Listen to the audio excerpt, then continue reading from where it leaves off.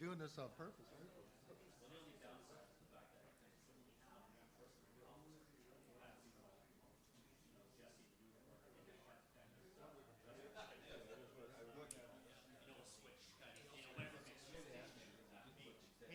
H. Hello, MHBC. sir. Mm-hmm. That works too, because that sounded more like a bank.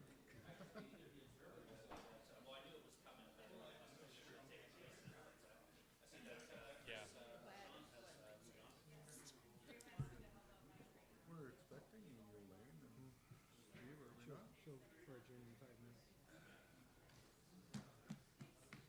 Back. Yeah, you are.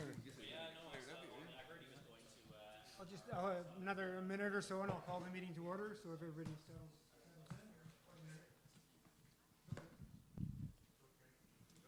What was your minute? Down to the 2-minute warning.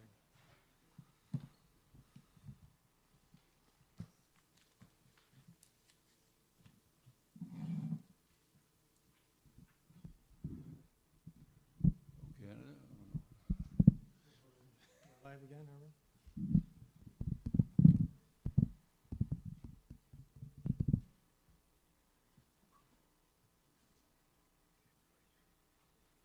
Just, yeah, I'm pretty sure they can hear. All right, since we're all here,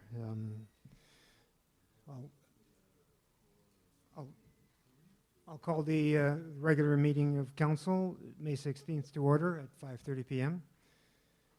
and ask the clerk any amendments to the agenda. Through you, Mayor Lawrence, yes. There are two amendments to the agenda. The first is adding an item under staff reports. We'll call it item 0, and that's regarding boat launches.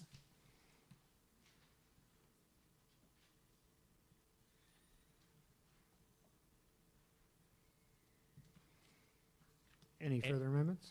Through you, Mayor Lawrence, yes.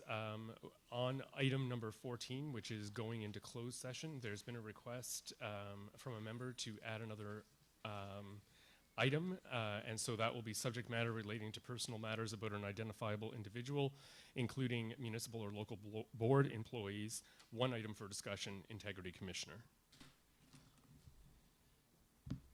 All right, before I call the motion for approval of the agenda as amended, do I need to deal with those points? I can just call it as amended, and then we can get into, okay, good.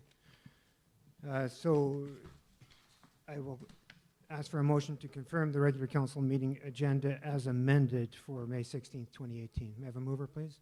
Councillor Southall, seconded by Councillor Bath. All in favor? Carried.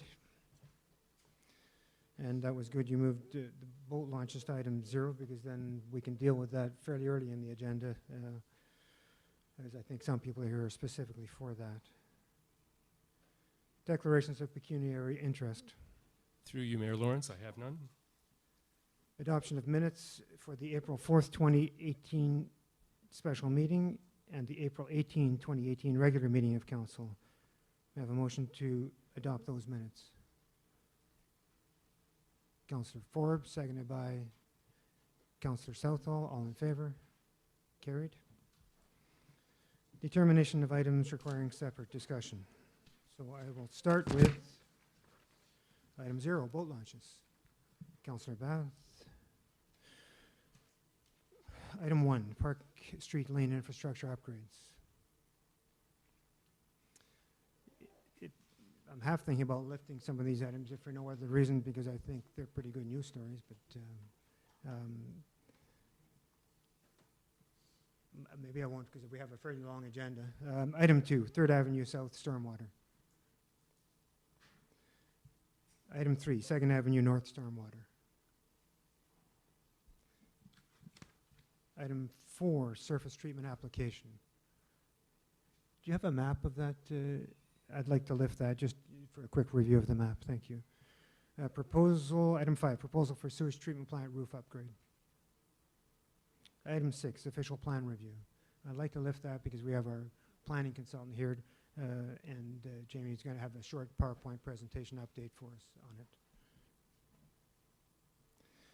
Item 7, Farlinger Park contamination open house. Councillor Bath. Item 8, proposal for demolition of 62 Front Street. Councillor Timpson.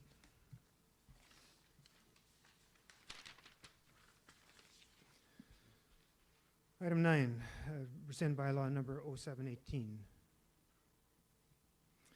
Item 10, report of integrity commissioner, recomplaint against environment committee member. Councillor Timpson. Item 11, integrity commissioner report, complaint against Councillor Forbes. Councillor Timpson. Councillor Kalu, FCM board nomination. Councillor Bath. Silicon Benayawan Health Center parking enforcement.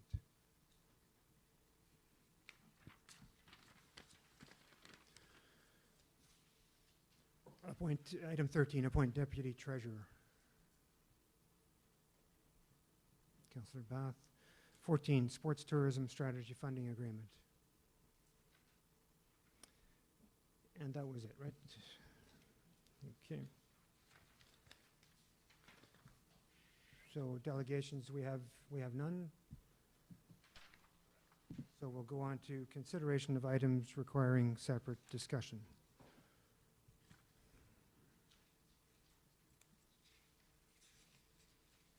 And I should have reviewed those first. I'll just confirm. We have, if council's ready, item 0, item 2, item 4, 6, 7, 8, 10, 11, 12. Actually, there were 2 12s, I see now. So 10, 11, 12, the first 12, but not the second 12. Can I renumber the second 12, 13 now for the purpose of the... Or we can just do 12A. Sure, 12A. So we're going to lift 12A, but not 12B.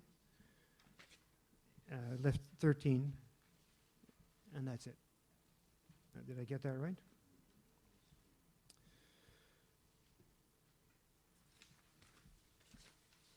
So, go ahead. Mayor Lawrence, just a motion to adopt the items not requiring Thank separate you. discussion. So, having gone through those numbers, we will now I'll ask for a motion to adopt the items not requiring separate discussion. Item 1, item 3, item 5, item 9, item 12B, and item 14. Moved by Councillor Curlew, seconded by Councillor Forbes. All in favor? I'll do that one more time. All in favor? Carried. Thank you. All right, so we get into discussion.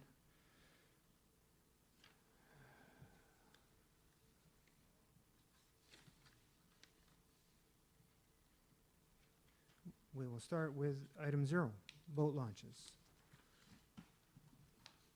And to put it on the floor, the recommendation that council authorizes the passing of bylaw number 38-18, being a bylaw to amend Schedule B of bylaw number 28-05, being a bylaw respecting the use of municipal access points to establish user fees for the use of municipal access points and to authorize the mayor and the clerk to execute an agreement between Her Majesty the Queen and Right of Ontario as represented by, is that correct?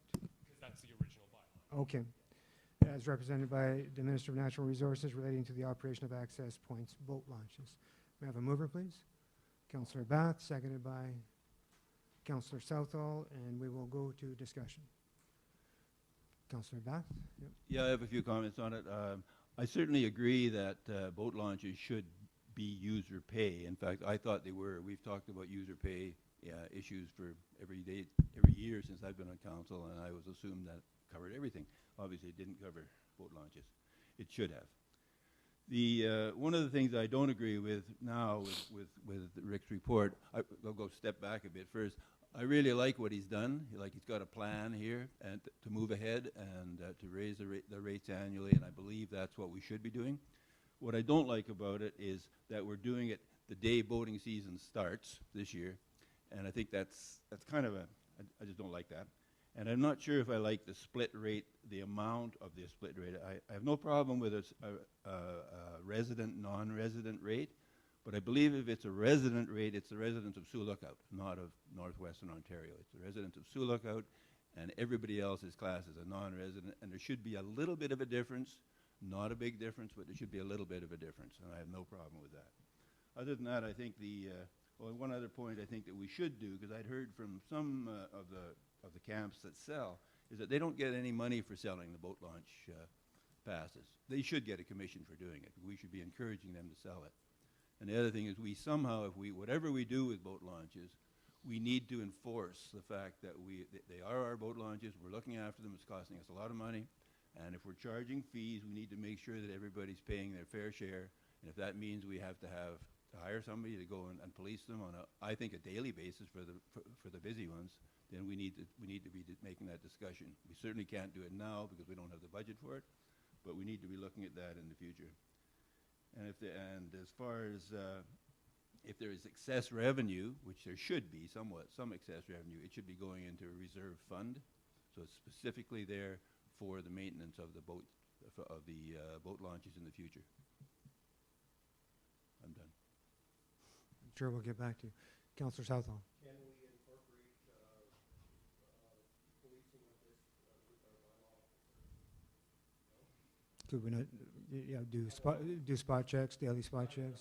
Yeah, yeah. Anyhow, so I don't know, just an idea. Seem- I agree that it should be enforced. Further, Councillor Timpson. Yeah, I don't know why there was no increase in the resident single day. It was 5 last year, it's 5 this year. I would think that you're going to get a lot more revenue by increasing that one up to, say, 7, which I think Kenora was 7. I'm not too keen on having resident, non-resident. I think there should be just one fee and make the boat launches pay for themselves. They should sustain themselves. Possibly raising it for everybody to, say, weekly to 25, and across the board season maybe 40 for everybody. I don't think it's a great idea to, I don't see any point in non-residents being 70, having a season pass, because if they're a resident here, or if they're a non-resident, they're staying somewhere and they're indirectly paying taxes. So I don't think that'll pull in much money anyways. So I think we should be raising the daily rate and the weekly rate, and then keep it the same across the board. That's my feeling. Councillor Forbes, excuse me. Had you had your hand? Councillor Fenlon, sorry. I think the nod was there first, Councillor Forbes. A few people have called and discussions about the boat launches and sort of didn't know anything about it. I don't think we were informed in good enough time to implement this in a timely fashion this year, and I think it puts the people at a disadvantage, and I don't think we should be instituting it this year as is. And I feel like Councillor Timpson that there should be one charge for everybody, resident, non-resident alike. Okay? That's it. Councillor Forbes. Yeah, I'm not a big fan of the non-resident fee. How are you going to police that? There's a lot of people around here that aren't from here, that have property here. So what do you charge? You charge them the resident fee, you charge them the non-resident fee, they're paying taxes here. And the bottom line is we're either for tourism or we're not for tourism. There should be one price. I have no problem with this going up. Since it hasn't gone up in 2009, I am extremely disappointed in, and it's too bad that Rick was the one that had to come on board to catch this, but I'm really very disappointed that I wasn't on council, obviously, but my understanding throughout this entire process was that the money that we brought in did go to a reserve and all that money was supposed to be put back into boat launches, and it's been painfully obvious for a number of years that there's been bare minimum, if anything, done. And Rick's plan here is very, very well laid out. I've got no problem upping the rate this year. I wouldn't want to see a non-resident rate for sure. And Rick, have you gone back over the last few years to see? It seems to me the ballpark that we've brought in for this is in around the $30,000 to $40,000 a year. Is that right? Or To the bottom line, you mean? no, how many do we sell a year? Like It's $40,000 every year, yeah. And have you had an opportunity? I know this has been kind of rushed and new, but have you had an opportunity to go back and see how much of that money has been spent on boat launches? CAO? Yep. Through you, Mayor Lawrence, I have those I have the last two figures in front Sure. of us at least, right? That's what we'll be able to dig out. So 2016, the revenue was 39,000 and change, or 39,560. The expenditures on the boat launches for that was 32,000. So there was a surplus of 7,000 in 2016. 2017, 43,005 was the revenue generated, and actually over budget, 44,855 went back into boat launches in the expenses. So there was a deficit of $1,300 in 2017.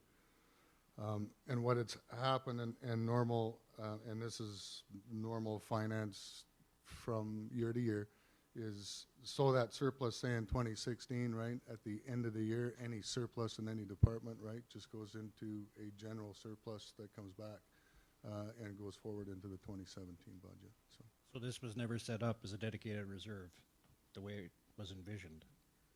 Yeah, there's no dedicated reserve fund for the boat launches. That is correct, and it's not, as Councillor Bath alluded to, it is not a true user pay system at this point. So It's very close to being so, but I might have missed it, but does updating this bylaw turn it into a reserve? Because I would No, it does not. I would certainly like to see that happen. I think, in my observation and doing the tour of all of the boat launches, there is some significant work that needs to be done this year. Whether it could be in the future, I think so, with proper planning and also dedicating some of the capital money that we would ask for come the new budget. Again, I think it could be. But there is some major repairs that have to be done to some of specific to the boat launches themselves, the pads I'm talking about. So that's certainly something, but in the future, I think it could be, and when we take the money that we would collect as a profit, we could end up putting in a reserve down the road, absolutely. Okay, so for Councillor Timpson. Well, Yep. yeah, I just wanted to add to the my view that we should not make a resident, non-resident distinction, and I agree it's going to be very hard to police that. But I think I was at the meeting on the municipal accommodations tax the other night, and you know, it's very evident that we need to be supporting tourism more. They're going to be hit with the other half of the HST. They're going to have to be paying the out of province people. And then if the MAT gets in, this is just another hit to the tourism that, and we should be attracting. We should be doing what we can to support that industry. So that's all I wanted to say. So I sense from council, and my take would be that, and first I want to applaud Rick for coming in, new and looking at the file and recognizing that their work needs to be done. There had been no increases for almost 10 years, and work needs to be done to improve the boat launches. And that in itself is a nod not only to residents, but to the tourism industry, that we want to maintain and upgrade the boat launches. So good for that. I sense that that any increase that we do this year should be in the range of 10 to 15% of us, taking it to $30 to $35 for the annual fee, perhaps. That it should be universally across all sectors. There's no different rates at this time. It's one rate applies to all.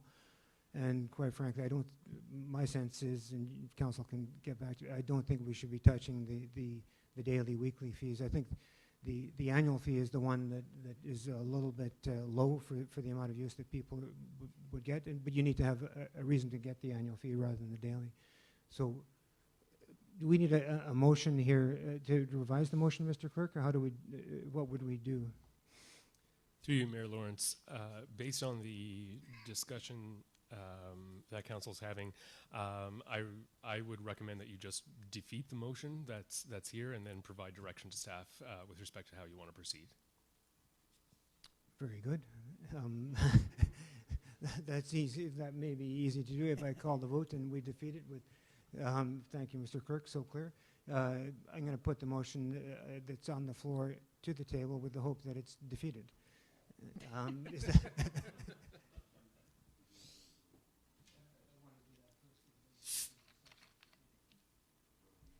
You're right. You're right. You're right. If it's I'm hoping it'll be defeated, and then we can move on to the next part. But if it's not defeated, then the public hasn't had a chance to speak, and there may be public. Can I get a sense from council? Do we think we're going to defeat this motion? No, I think so.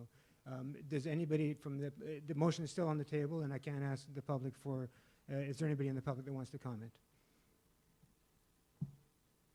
Given the knowledge that, you know, the discussion you've heard at the table. Yep. Thank you. Please state your name and.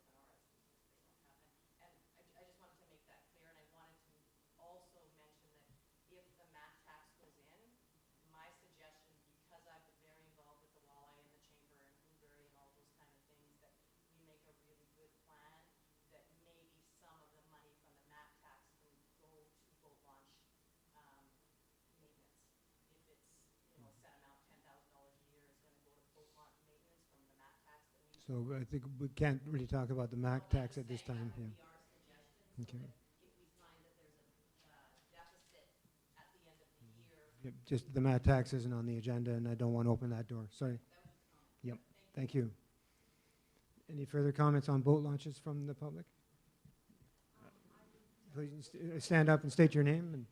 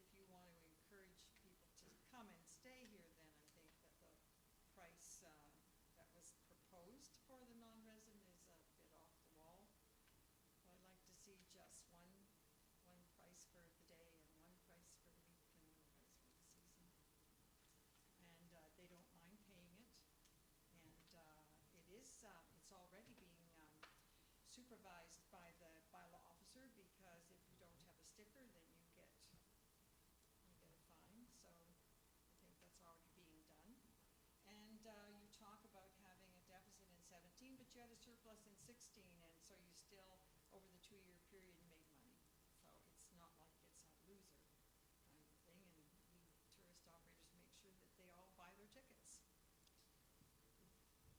Thank you. Any further comments? Yes. Yep. My name is Larry Bauer, and I basically want to see one fee across the board for recreation, and it should be a total user basis. It should not be taxes and municipal tax money.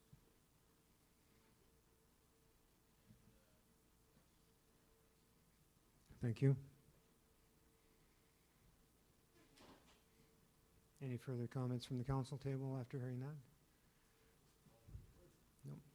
Yeah, it seems pretty clear. The one on the user fees are some user fees are set up so that the user fee for water, the water system carries itself. The user fee for garbage collection, the garbage system carries itself. The user fee at the arena at the recreation center doesn't cover itself. That is supported by the tax base, and in part that's because to keep it affordable for people, and because it has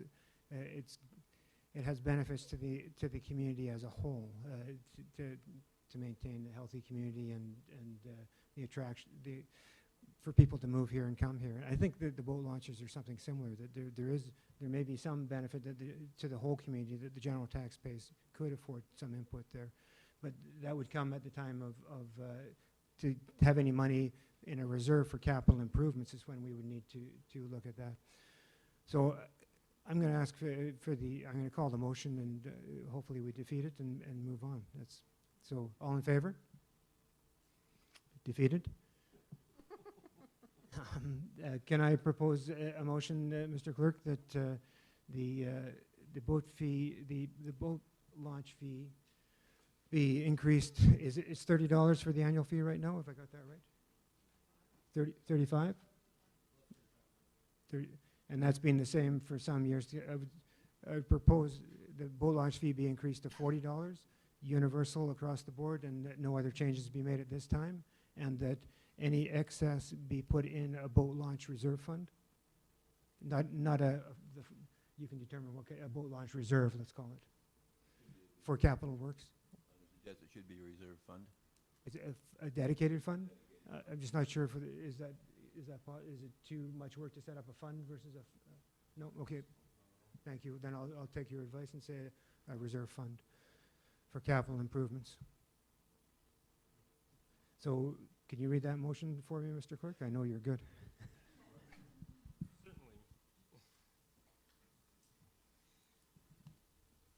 So the only thing, Mayor Lawrence, through you, that I wanted to clarify, so you're saying that there only be one fee of $40, no daily or weekly rates? No. Oh, no. so the daily and weekly everything rates else remain the same for this year, and the only fee that's changed is the annual fee, moved from 35 to 40, and that'd be the same rate for everybody, whether they come from Suluk, Thunder Bay, or Mars, and that's it. So through you, Mayor Lawrence, if it's council's desire to make this effective tonight, what I would recommend is that we still pass the bylaw with the change that you're directing in this motion, because it's required for the fee increase to take effect. Otherwise, it would be June meeting. Okay, so we pass the motion tonight. Yeah. That's what I was hoping for.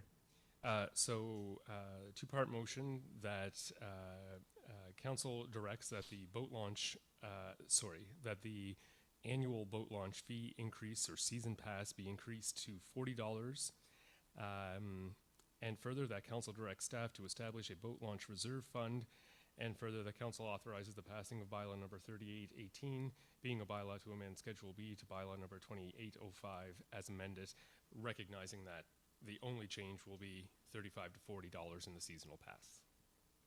May I have a mover? Councillor Southall, seconded by Councillor Bath. Discussion? Yes. Yep. Okay. At the council table Yes, first. yep, then I'll that's get- fine. Yep. Councillor Timpson? I really do think we should be raising the daily rate. I think that's where you're going to get the most revenue, and that $7 is, I think, standard for other I think it was Kenora was 7, somewhere else was 10, and I think that's quite fair to make it 7.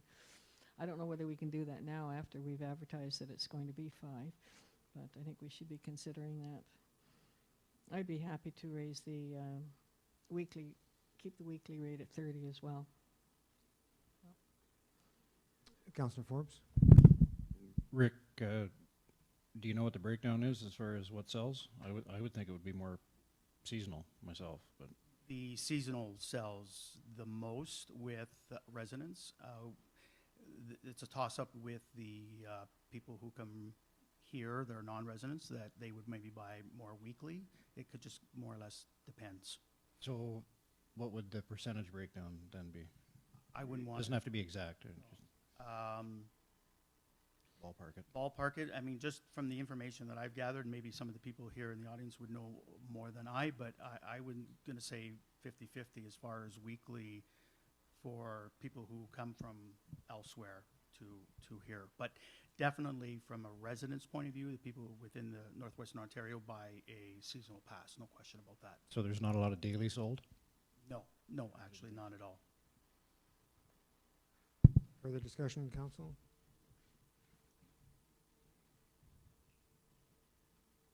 Okay.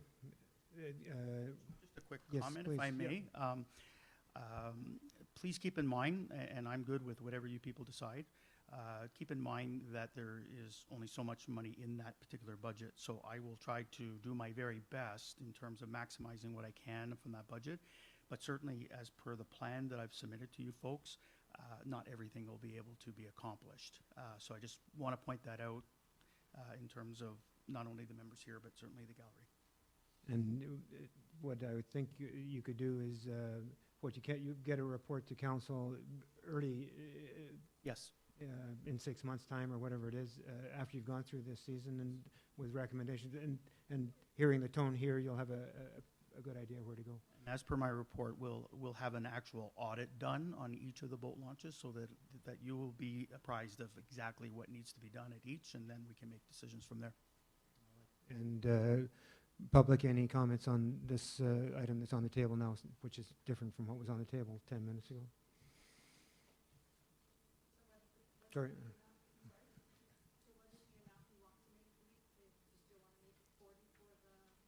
We're making one change, and that's to the annual seasonal rate from $35 to $40 across the board. That's the only change that's being made on this motion. All in favor? Carried. Thank you very much. Thank you, Rick. Thank you. Item 2, Third Avenue Stormwater Sewer Upgrade Construction Award.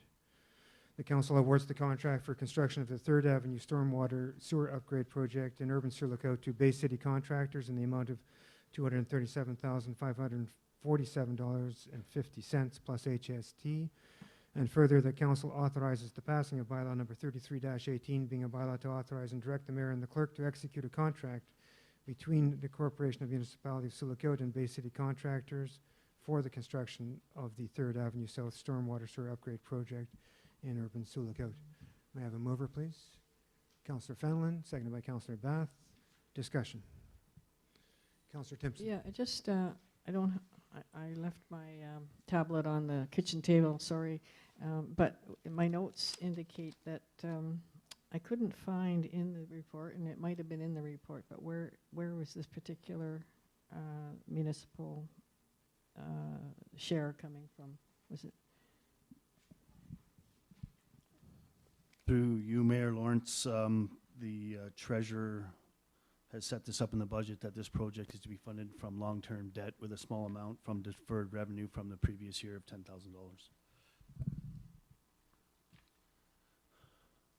Further discussion? All in favor? Carried. Item 4, Surface Treatment Application Road Surfacing Contract Award. The council awards the contract for the application of double and single surface treatment on various urban and rural roads in both Sioux Lookout and Hudson to Miller Paving Limited in the amount of $132,450 plus HST. And that further, that council authorizes the passing of bylaw number 26-18, being a bylaw to authorize and direct the mayor and the clerk to execute a contract between the municipality and Miller Paving for the application of double and single surface treatments on various municipal roads. May I have a mover, please? Councillor Southall, seconded by Councillor Curlew. And Mr. Public Works Manager, can you just show us where this is? Thank you. Through you, Mayor Lawrence, I apologize that this was the only report that didn't contain illustrations.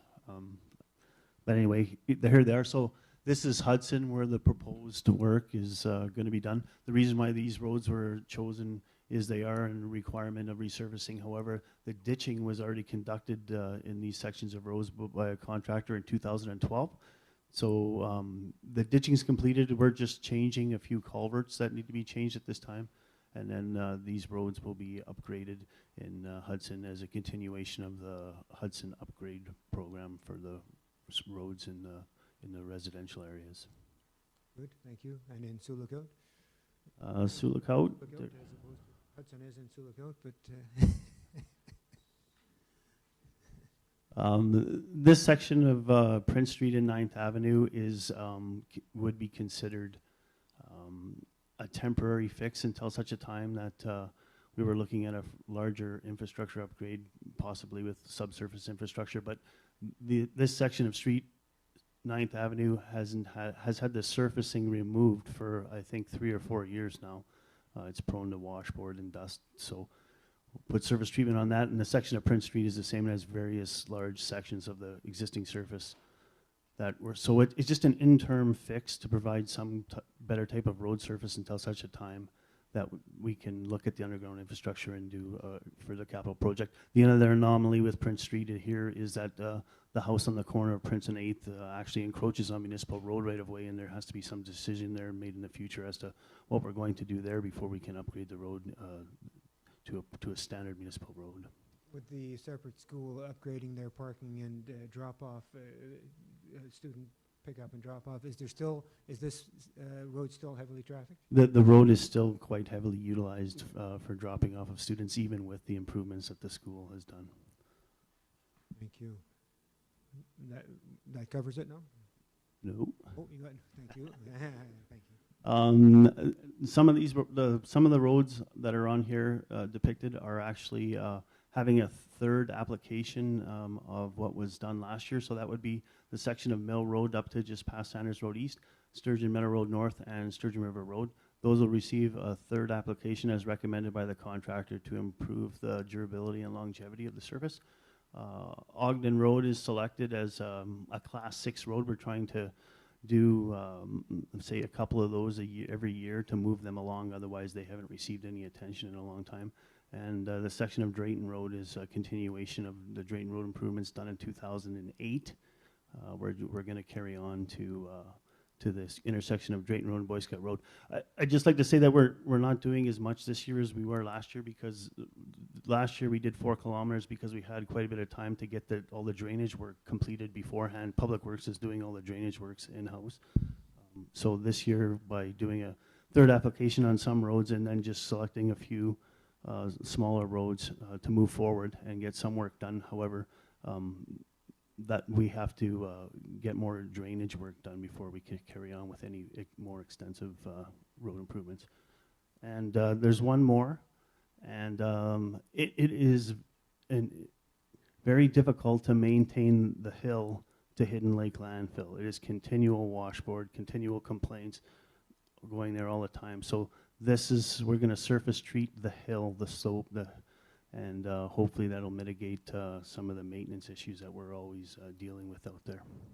And that's it for the program this year. Very good. Discussion or questions from council? Councillor Forbes. Can you go back to the last map? Previous map? Does that say Sanders Road East? Because that's not what that is. Yeah, that's a mislabeling of the GIS road. So I have to blame the GIS guy for that, eh? It's Sanders Road West. Yeah. Sanders Road East, I believe, is off of Sturgeon Meadows, right? You are correct. I'll Okay, have to fix that. Thank you. Just because when you go to Surface Street, Sanders Road West, I want to make sure you get the right one. Yeah, I'll Actually, I forgot. That's an update I noticed a long time ago. That's a labeling error on my part in the GIS. Yep. Sorry. Further discussion or comments, council? All in favor? Carried. Official plan review. The council receive the latest draft of the official plan and zoning bylaw for review in advance of the next public open house. Mover? Councillor Curlew, seconded by Councillor Bath. And we have Jamie Robinson here from our planning consultant, who's going to make a short presentation to give us an update. And before I do, thanks, Andrew, for contributing. So, Jamie, I'll let you get set up and run us through the overview.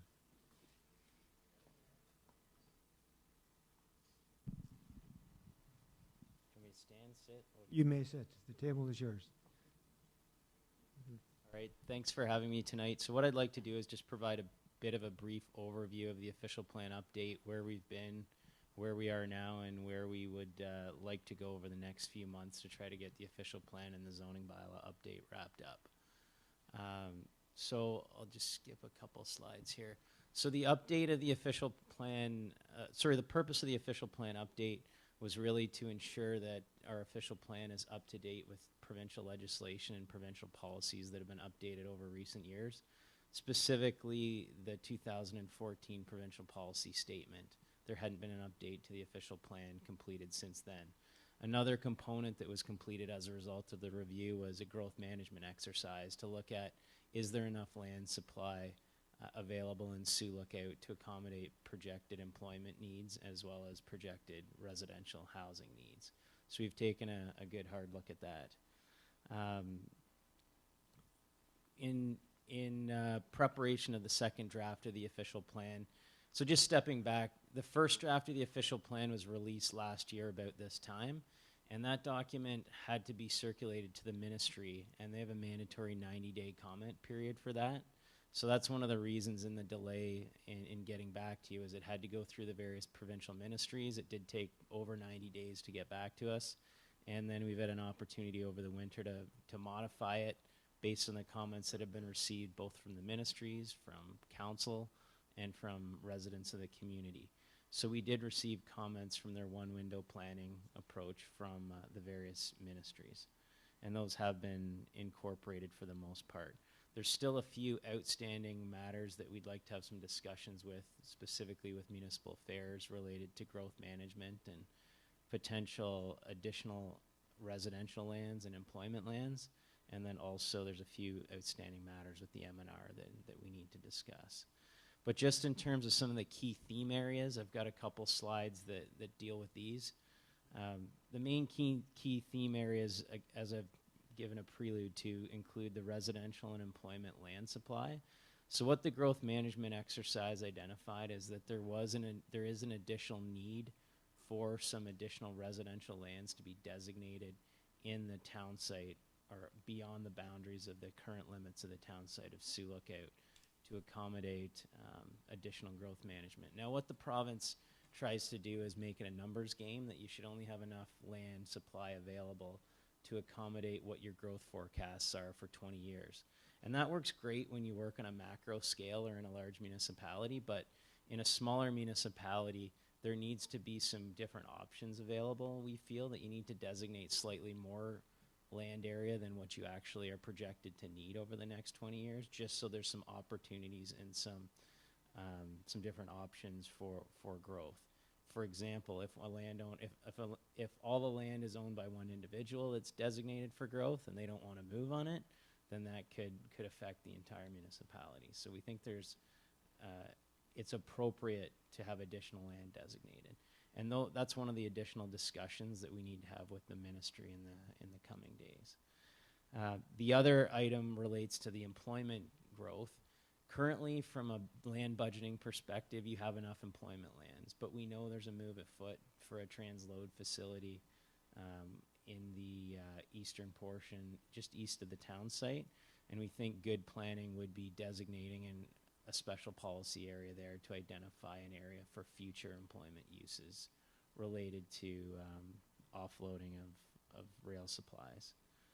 So what this map identifies is on the left-hand side is the current OP, and on the right-hand side is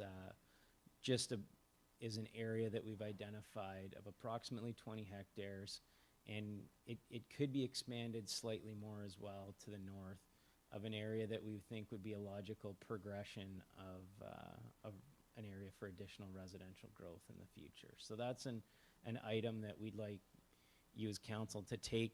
We don't need to discuss it tonight, but to take back to consider and provide any comments if you think that's an appropriate location to move forward. Ultimately, the ministry is the approval authority of the document, and as I mentioned, they do need justification for how much land is designated for residential and employment purposes. And I would just like to note, I'll come back to it in a moment, but we have identified the Cedar Bay area on the map and provided some policies with respect to Cedar Bay. Much of it is an area of Crown land, but we haven't instituted some policies just recognizing the importance of that area for recreational pursuits for residents of the municipality and for tourists, even though you don't have planning jurisdiction over that whole area, but it is important. So we have included some policies in the plan with respect to that. This next slide identifies the area of that we'd like to look at including as a special policy area or a settlement area expansion for employment areas adjacent to the rail line for that transload facility. So this again is something that we'd appreciate your feedback. If you have any comments, you can please pass those along to Jody. As I mentioned, the Cedar Bay area, we've included it. We haven't delineated it because I don't think it has a defined area per se, but we've included an asterisk or a symbol on the map and then some subsequent policies that would go along with it that do just recognize the importance of that area for recreational activities. Just in terms of the ministry comments, the ministry provided some comments related to intensification targets. The current plan identifies an intensification target of 30%. And what intensification is that means that 30%, the target is that 30% of new development would occur within the existing built boundaries, so where existing growth is located. What we proposed in the first draft was to modify that target and reduce it a little bit to 15%. Part of the reason for that was to justify a boundary expansion to allow for some additional lands to be designated. If a 30% growth target's maintained, there's really very limited justification to be able to expand the boundary to redesignate some additional residential land. So that's part of the reason. And when we look back at how intensification had really occurred over the last number of years, the 15% we thought was more reasonable and more reflective of what has been occurring in the community in recent years. So we did get a little bit of pushback on that from the ministry in their comments, and that's an item we'd like to discuss a little further with them. Just in terms of, to put it into a context of, you do not, in Southern Ontario, there's this thing called the growth plan, and the growth plan establishes intensification targets that they mandate. And in Southern Ontario, it's a 40% intensification target for many of those communities. So 30% is a pretty high intensification target for a community in the north. We've added some definitions to deal with affordable housing. We've added some policies to promote affordable housing. And then one of the other key theme areas provided by the MNR was they wanted some additional restrictions related to development adjacent to Lake Trout Lakes, so development within 120 meters of Lake Trout Lakes, which would have the effect of limiting development on almost all shoreline lots that aren't developed, and even the ones that are developed, redevelopment of those. And we've got some significant concerns associated with that. So we have coordinated a meeting with the MNR to have some discussions about the implications of those comments. And our position ultimately is that we think your official plan does a good job already of identifying a minimum setback of development from shoreline areas. Your zoning bylaw requires a 20-meter setback for development from shoreline areas. And we do have the option of applying site plan control to ensure there's vegetative buffers adjacent to shoreline areas. So we think the mechanisms are already in place with your current planning documents, and that these concerns are already addressed. So we think it's just a matter of working through those with the MNR. So switching gears a little bit and moving into the zoning bylaw. The zoning bylaw is the law of the land. It's the official plan's the policy document. So what we've done with the zoning bylaw is included some modifications based on amendments that have been received lately and based on some trends that we see in the planning documents. So the real objectives of the zoning bylaw process was to consolidate your exception zones, to update the definitions to reflect what's happening today, to provide some additional opportunities for affordable housing, and to address some of the needs for student housing. That was what some of the key comments were based on draft one. And I'm going to go through some of the key areas with respect to those items. We have added some additional policies, some regulations related to storage containers and how they can be used, where they can be located. There were comments provided from members of council about food trucks and where they can be located. There's been some additional guidance provided in the document about those uses, about where boats and trailers can be stored on property, basically general sort of property maintenance and aesthetic components. But there's been some additions made to the bylaw in those areas. One of the key theme areas was also student housing. The municipality does see a number of students come to the community for housing purposes, and it's really a fairly unique situation, so it does require a unique solution to that. So what we've done is we've refined the definitions of what a boarding house is, and we've actually included this new term called a billet house. And so there is a definition for a billet house included in the zoning bylaw, and I would encourage you to have a look at that and see if you think it encompasses the needs of this community. And we've included some regulations associated with billet houses, specifically that they're intended to be operated by the homeowner of the house to be provided for student accommodations. So I'd like you to consider that further. And then also a maximum number of rooms. We'd like you to consider what you think is an appropriate maximum number of rooms for students in a house. We haven't subjected those houses to parking requirements because we don't think there's a generated need for parking outside of what would exist for a traditional detached dwelling for those uses. So those are some of the attempts that have been made. Obviously, those are open for comments.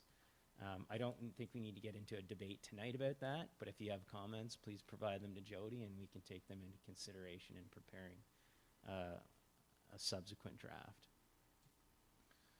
Just in terms of flexibility, we've tried to provide some additional flexibility for zoning standards in residential zones. We've provided some modifications with respect to second unit provisions in the zoning bylaw and where second units are permitted to occur. Essentially, second units, we've identified that they would be permitted on any residential property.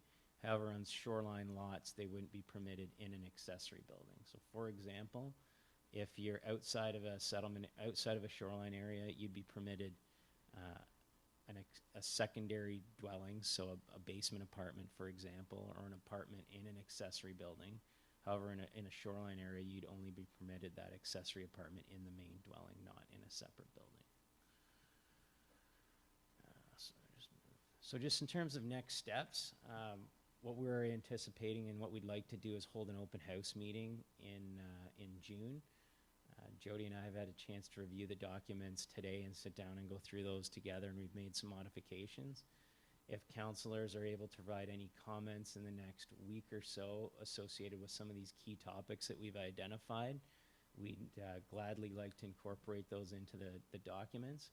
We would, again, like to have that open house in June. The idea is that I've been asked to come to the Housing Summit, so we think that would be an ideal time just before it to have an open house meeting on the Monday before. And then following that, we'd like to proceed with statutory public meetings in the subsequent months. The idea would be we'd incorporate the comments provided at the open house and proceed to a public meeting, hopefully in July or if necessary, August. After the public meeting, council would be in a position to make a decision on the official plan and the zoning bylaw. And then with respect to the official plan, the approval authority is the ministry, so that's why it's important that we're having dialogue with them now. And typically that approval can take a number of months to receive.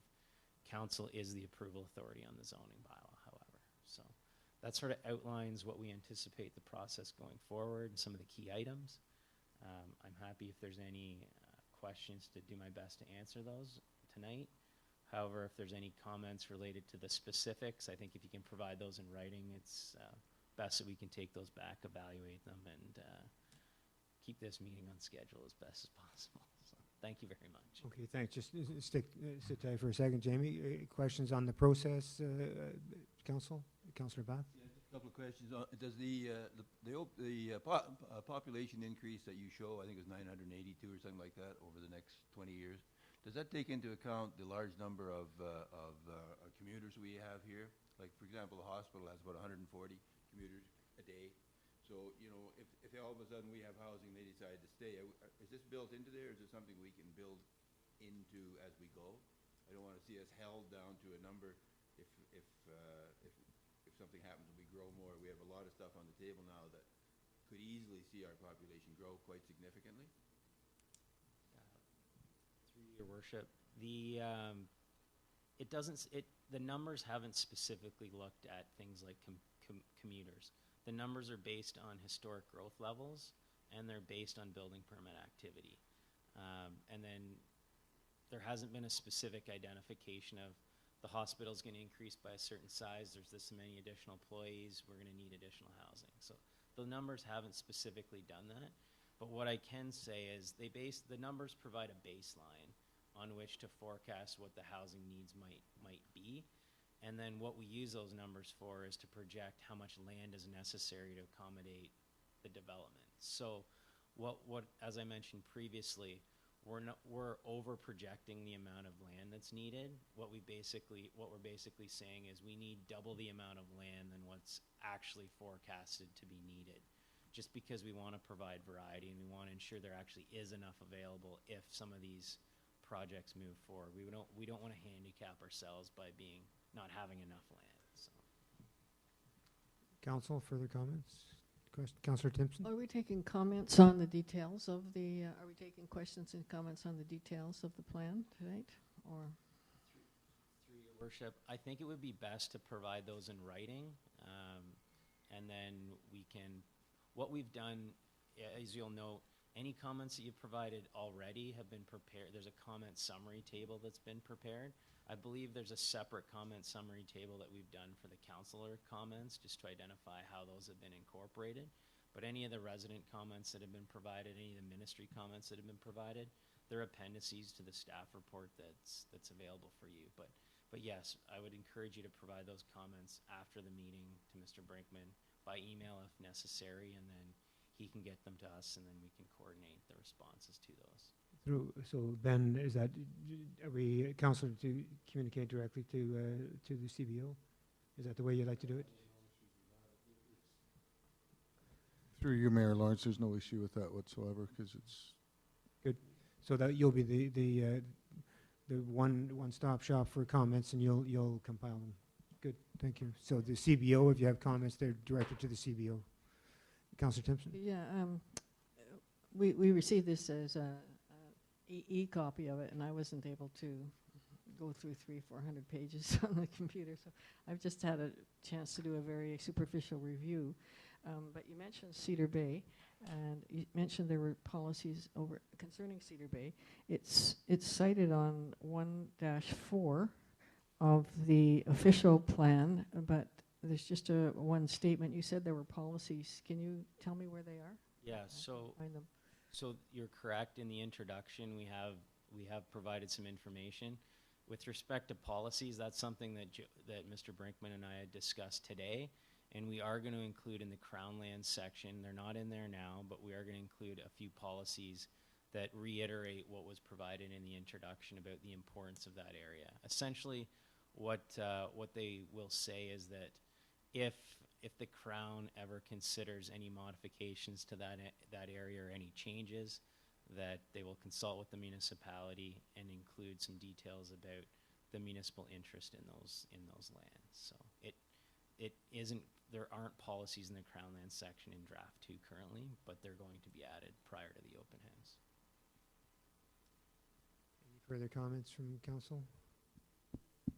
So what we're doing tonight is just receiving the report, not accepting it, receiving it, and council is encouraged to review the 350 odd pages and make comments to provide comments to the CBO. Yeah, Your Worship, what I would suggest is that if you want to focus your efforts, it's a track changes version, so you can see the modifications in red.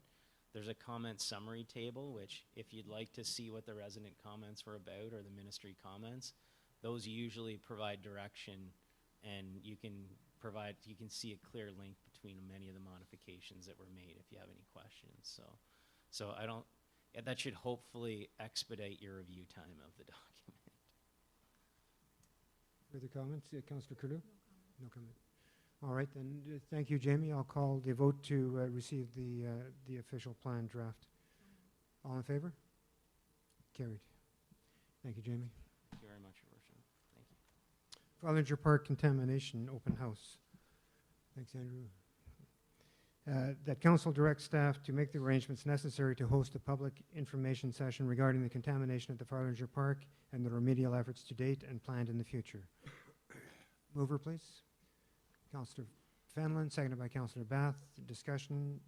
I think Councillor Timpson, you did, no, somebody lifted this. Councillor Bath, sorry. Thank you. Imagine that. Yeah, the main comment I wanted to say was that I think everything's covered in the report about who's going to be here and who should be here, and I think that's great. And the only comment I want to make is we don't hold this next session in the train station. Right. Staff got that direction? All right. No further comments? Councillor Fenlon? We don't have it at the train station, but what's the structure going to be like? Is it going to be something similar to the same, or is it going to be like this here? Through you, Mayor Lawrence, based on the feedback from the last presentation, I think we're looking at more of a, almost like a round table or a panel discussion, right? So the representatives can speak to any, where we're at to get the update, and then similar to this, give the public an opportunity to ask their questions in a public forum, as opposed to individual workstations. Further comments? All in favor? Carried. Oh, I'm sorry, Jody, were you going to speak to? Oh, I'm sorry, excuse me. Sure, I'll allow that. I'm sorry, George. The recommendations from the Environment Committee. But I would just like to suggest that in the future, in an issue such as this, where there was a definite connection with the Environment Committee, it could have, we could have done this the first time round, had maybe someone consulted with us regarding, I'm not saying that you have to listen to the Environment Committee, because you don't usually, no, sorry. This isn't the play on Saturday night. This is real now, so be careful here. All right, I'll keep it simple. But I'm just suggesting in general that sometimes community input can kind of avoid some of the mistakes that get made. So if there is a particular community member or organization that could be consulted, maybe it would be a good idea to do that. Just say, this is the plan, what do you think? No, appreciate it, and we do listen to the Environment Committee. We don't have to agree or take your, but we do have to listen to your recommendations. And all right, so we've passed that motion, and we'll move on. Thank you. Yep. Proposal for demolition of 62 Front Street. The council awards the contract for the demolition at 62 Front Street to Sioux Gravel and Excavating Limited in the amount of $154,341 plus HST. The council authorizes the passing of bylaw number 28-18, being a bylaw to authorize the mayor and the clerk to execute a contract between the municipality and Sioux Gravel and Excavating for the demolition of the structures at 62 Front Street in the amount of $154,341 plus HST. May I have a mover, please? Councillor Southall, seconded by Councillor Timpson. Discussion. And I'm sorry, I didn't note who lifted it. Councillor Timpson, thank you. Yeah, if you could refresh my memory, I know we did this with the old Sacred Heart School. We tore it down because of its condition. But I just wondered, under what law are we operating when we do that? CBO, thank you. Through your Mayor Lawrence, it would be the Building Code Act, through the Property Standards section. Further comments or discussion? Councillor Bath. Yeah, just a quick question is about scheduling. I'm concerned about, it's summertime now, of course, and we're going to be, Front Street will be busy and the back lane will be busy, and I'm concerned about what type of scheduling you've built into the contract for this. Are they forced to work at certain times, or is it open to them to decide? Through your Mayor Lawrence, nothing specific has been, I guess, built into the RFP, but I'm sure that's something we can work with the contractor on. Thinking of that kind of stuff, yeah. Housing Summit and Blueberry are all going to be busy times down there. Further comments or discussion, Council? All in favor? Carried. Item 10, report of the Integrity Commissioner dated May 8th, 2018, re-complaint against Environment Committee member Mr. Michael Quince.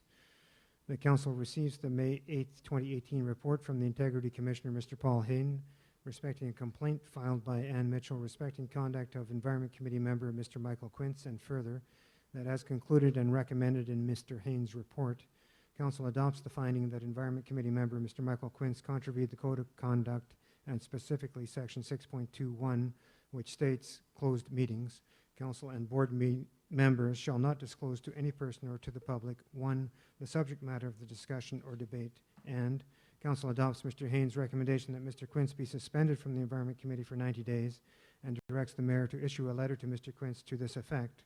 And Council adopts Mr. Haynes' recommendation that following the 90-day suspension, Council, via the mayor, shall discuss with Mr. Quince his position on adhering to the Code of Conduct in the future, with a view that if Mr. Quince is not in favor of abiding by the code, the Council remove him as a member of the Environment Committee. May I have a mover, please? Councillor Fanlon, seconded by Councillor Curlew. Discussion. Councillor Curlew.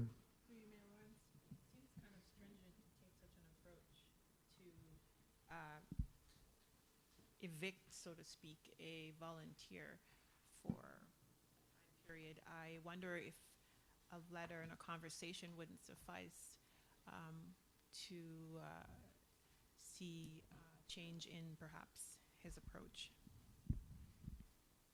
Discussion, further discussion? Councillor Timpson. Yes, I agree with that, and this is the second time we've had a volunteer up before the Integrity Commissioner. On the other hand, I also have some concerns about this particular report. I feel it's quite incomplete. Several times in the report, in bold letters, it emphasizes that Mr. Quince said that he did not disclose anything that was said in the closed meeting. That was not investigated. The complainant is not here. Mr. Haynes is not here. Mr. Quince is not here. The clerk was not interviewed, who was there. I was not interviewed, who was there. And George Hogarth was not interviewed, who was there. I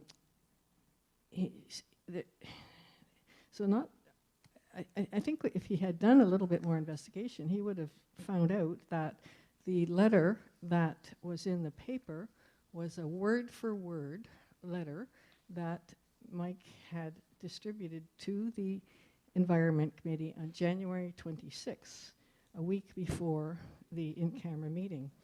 And I have a copy of that. I have a copy of the email dated January 26th that shows that. I've gone through it word by word. It's exactly what was in the paper. There is nothing in this.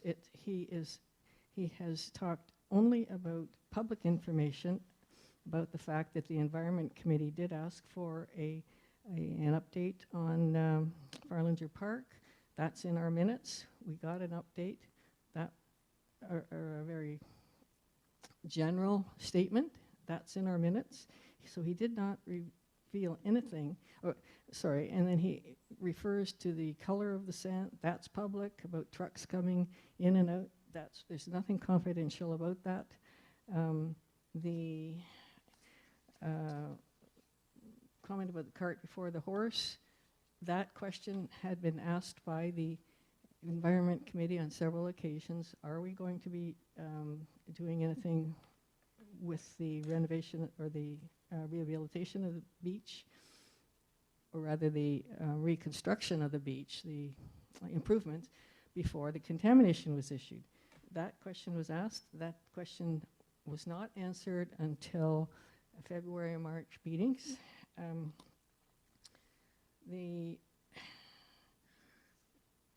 There was no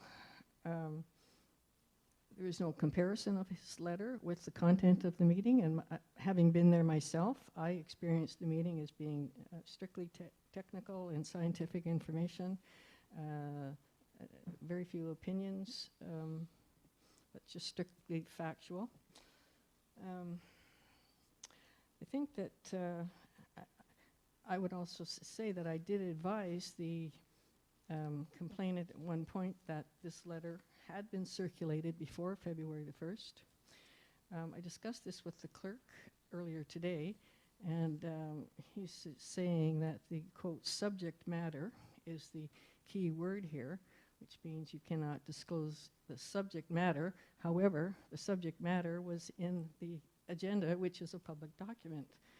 And if we are all going to be coming up before the Integrity Commissioner because we discuss something about the subject matter that is public, then we're all going to be having the Integrity Commissioner knocking on our door. So I suggest either we just either drop this or we go back to the Integrity Commissioner and ask him to do a complete report on this, which would include looking at these letters, talking to people that were actually at the meeting.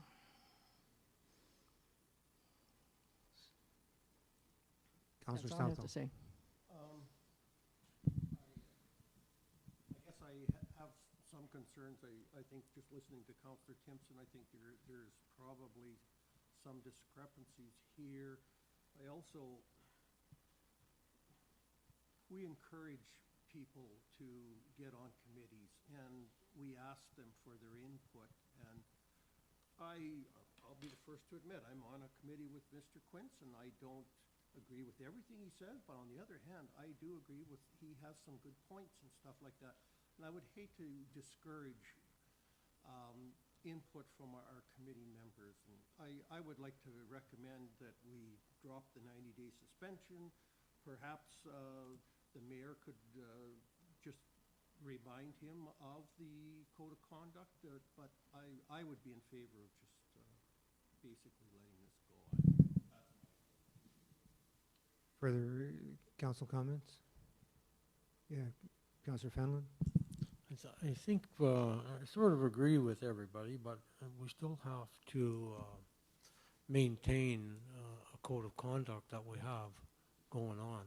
I mean, the document doesn't mention, I don't think, too much of what Councillor Timpson is talking about, other things outside of the code of conduct that was taking place. We're not asking the commissioner to deal with other things that have come up, and maybe this should have happened or that should have happened. And we asked this question, the committee asked the question a couple of times.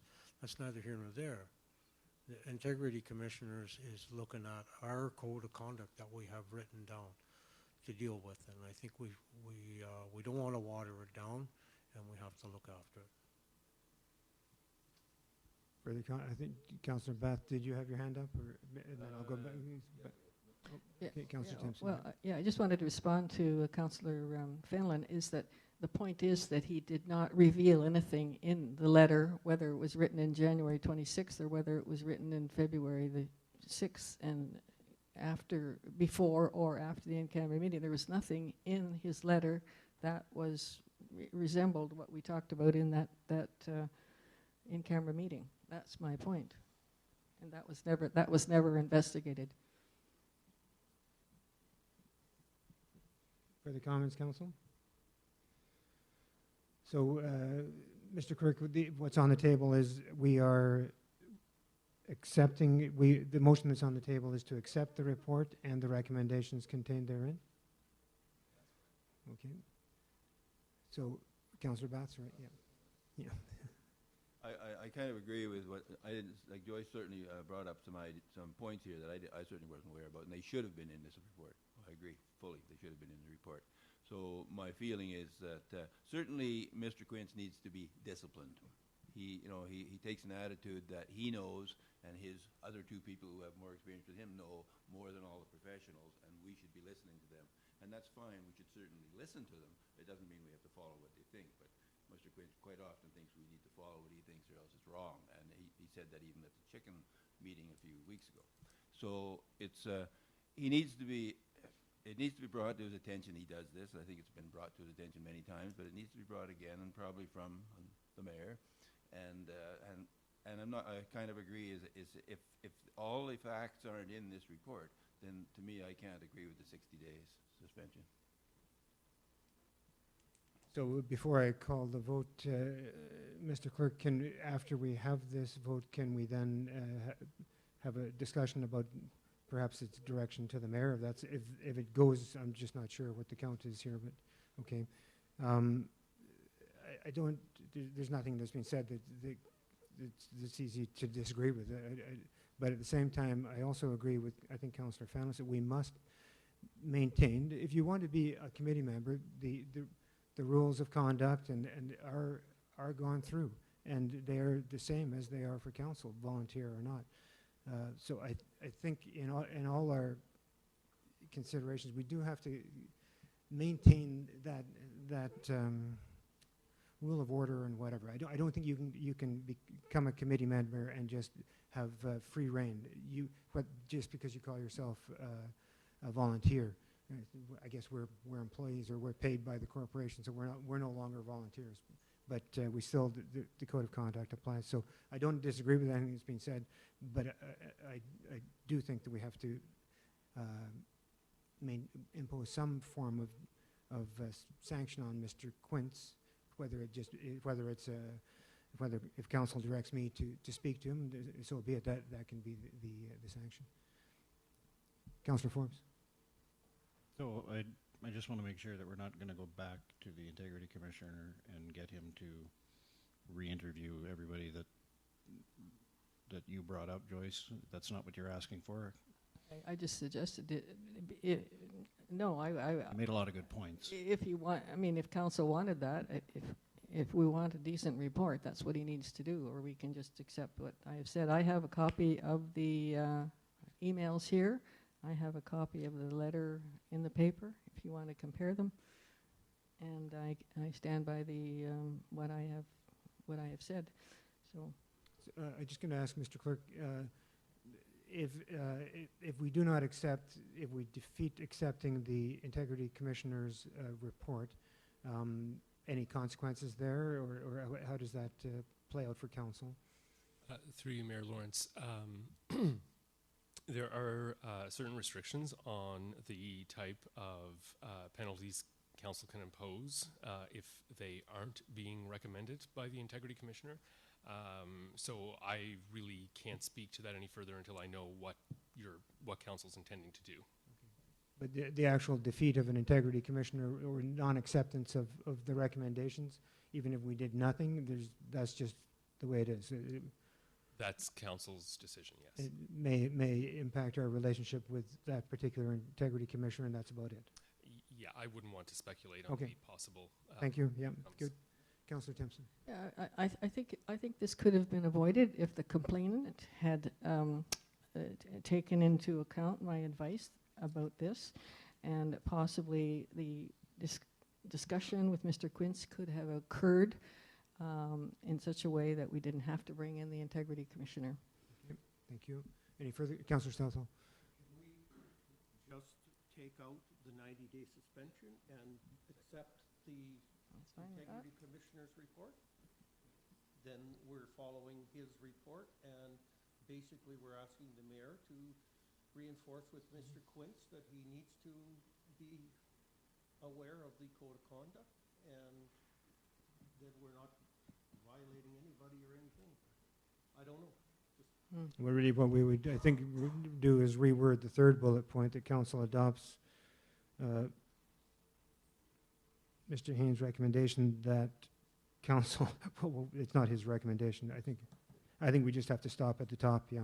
Yeah, thank you, CEO. We receive the report and we delete the rest. And then we direct, council directs the mayor to speak to Mr. Quince.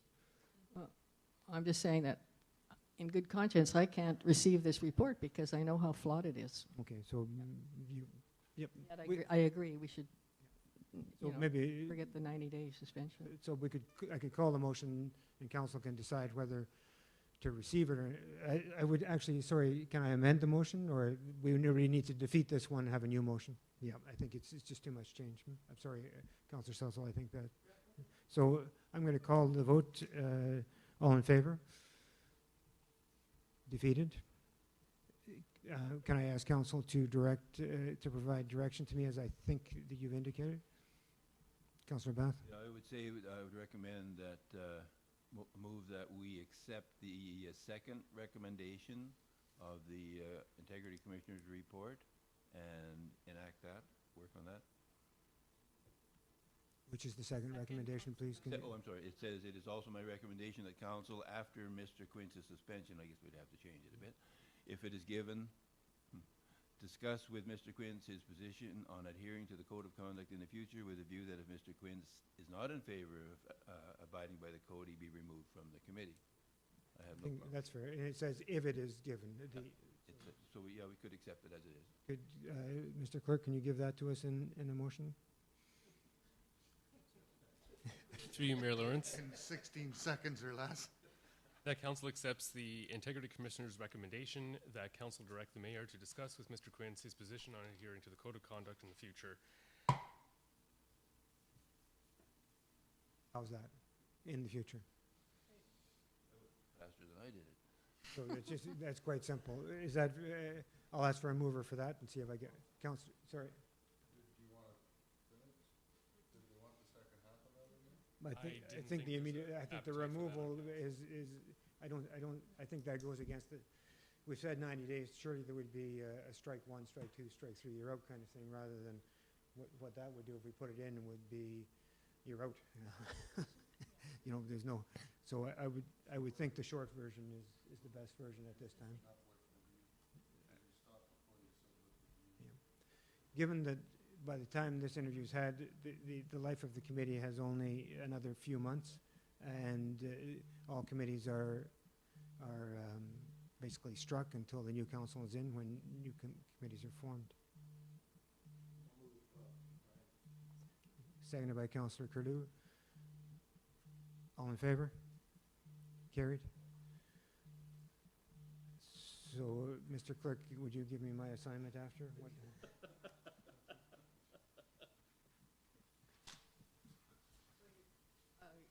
You will be speaking with him? Mr. Clerk is going to give me the assignment as worded by council. That was the motion we just passed. Yeah, yeah, yeah, So the motion is that I will be speaking with him. That's Yeah, what we just okay. voted on. Yeah, okay, I'm sorry, I was, yeah. Report of the Integrity Commissioner dated, item 11. Report of the Integrity Commissioner dated May 9th, 2018, complaint against Councillor Forbes. The council receives the May 9th, 2018 report from the Integrity Commissioner, Mr. Paul Hayne, respecting a complaint filed by Shayla Bradley respecting the conduct of Councillor Stephen Forbes, and further, that as concluded and recommended in Mr. Haynes' report, council adopts the finding that Councillor Forbes, as a result of this complaint and subsequent investigative process, is fully aware of the high standards to which elected officials are held, and council adopts Mr. Haynes' recommendation that no disciplinary measures be taken against Councillor Forbes. May I have a mover, please? Councillor Curlew, seconded by Councillor Fenelon. Discussion. Councillor Curlew. Thank you, through you, Mayor Lawrence. I got the sense from the integrity commissioner from the previous report and this report that it's not a complete report. It's not thorough. It's not detailed. It's not. There really isn't any research per se. And for an integrity commissioner, the whole purpose is to do research to understand what the context is and what the dynamics of the situation is. And I think this report is woefully lacking. And as the similar one, I personally have gone through the information that was on the Twitter prior to its closing down, and knowing my colleague here for the past 4 years, I was quite surprised the person that I'm sitting beside and the person that conveyed itself on Twitter are two different people. And so I was very disappointed to see the way in which the Twitter account put out views out there that were very, very much not respectful.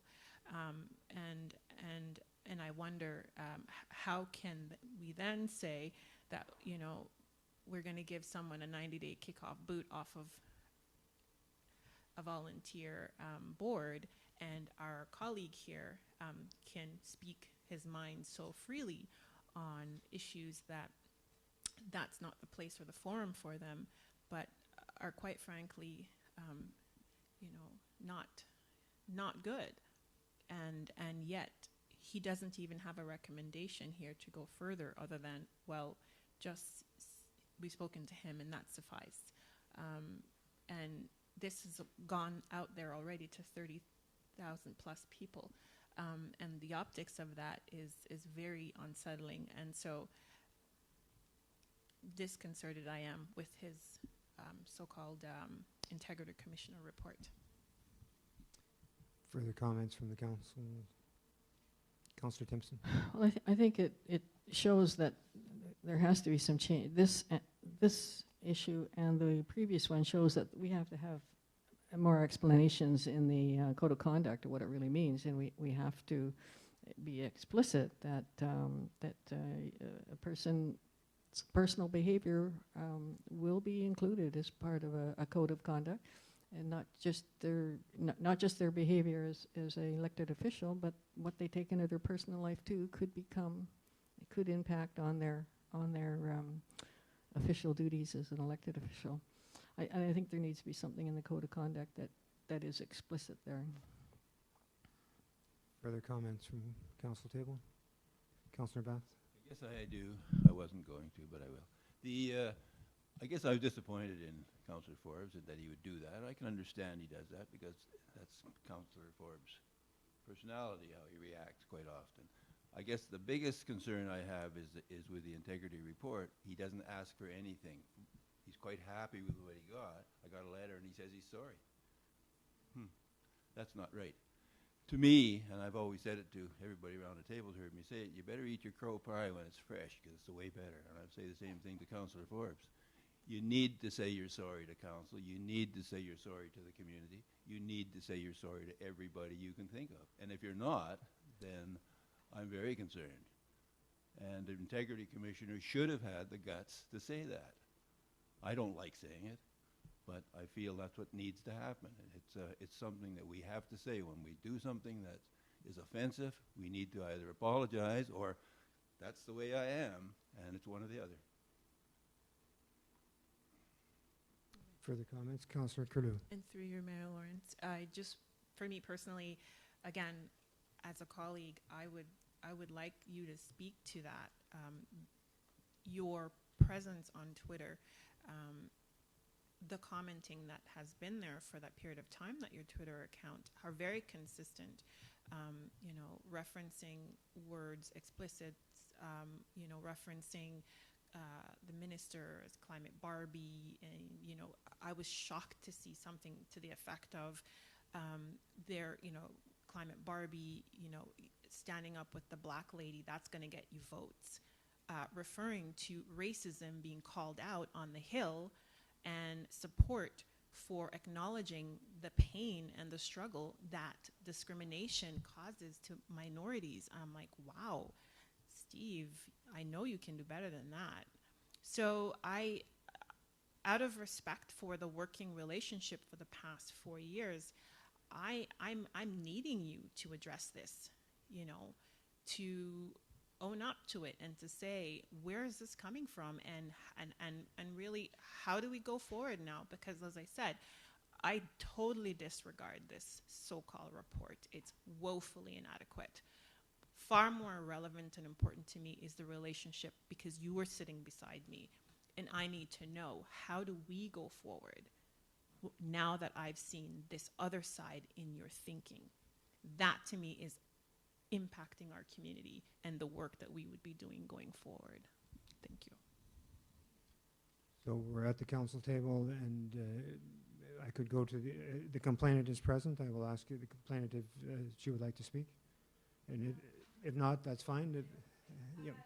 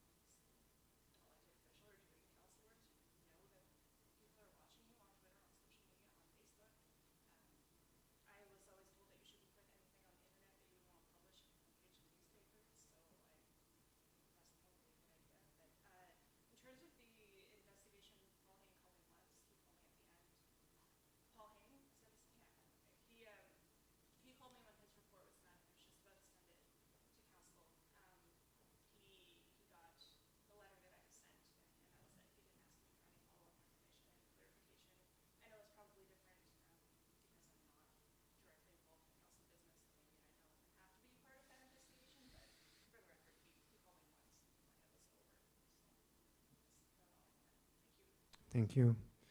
Further discussion at the council table? Councillor Curlew? And finally, on that, and through you, Mayor Lawrence, in terms of optics again, I mean, the opinion that has been expressed on this account invariably shines light negatively on all of council, as if not addressed appropriately, that we council support, you know, condescending referencing to people because we don't agree with their opinion, and that's just not the case. So it is absolutely necessary that as council we make a bold statement about certain behaviors are not acceptable, and code of conducts are there for a purpose. And whether you're social media, Twitter, Facebook, or otherwise, you just don't say certain things, period. So, Mr. Clerk, if I may call on your expertise again, the motion is on the table that we receive the report, and this is similar to the, I guess it was the other report we were going to receive, and we did not receive it. Is that we didn't receive it? So if we don't receive this, then I've heard a couple of requests for other kinds of action. I could move from, if it is defeated, then I could move to ask councillor for a motion of some action or direction that they would like to take, as we did the last time. And Councillor Forbes, absolutely, I'll give you a chance. Yeah, is that correct? Through you, Mayor Lawrence, the Municipal Act is quite clear on council's options in this regard. Section 223.4 sub 5 speaks to penalties with respect to a complaint filed with an integrity commissioner, and reads, Against the councillor or against the councillor? Thank you. Yep. the municipality may impose either of the following penalties on a member of council or of a local board if the commissioner reports to the municipality that, in his or her opinion, the member has contravened the code of conduct. 1, a reprimand. 2, suspension of the remuneration paid to the member in respect of his or her services as a member of council or the local board, as the case may be, for up to 90 days. So to clarify, if the integrity commissioner hasn't recommended either of those options, council may not impose those options, those sanctions. We could request something else. I'd like to have Councillor Forbes speak, if I may first. Councillor Forbes, you had raised your hand. Thank you. So when this all popped off, I had a conversation with the mayor, and I was reminded that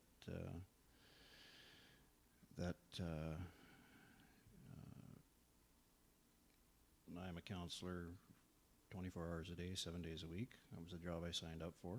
I have no doubt that I broke the code of conduct, and I am sorry for that. And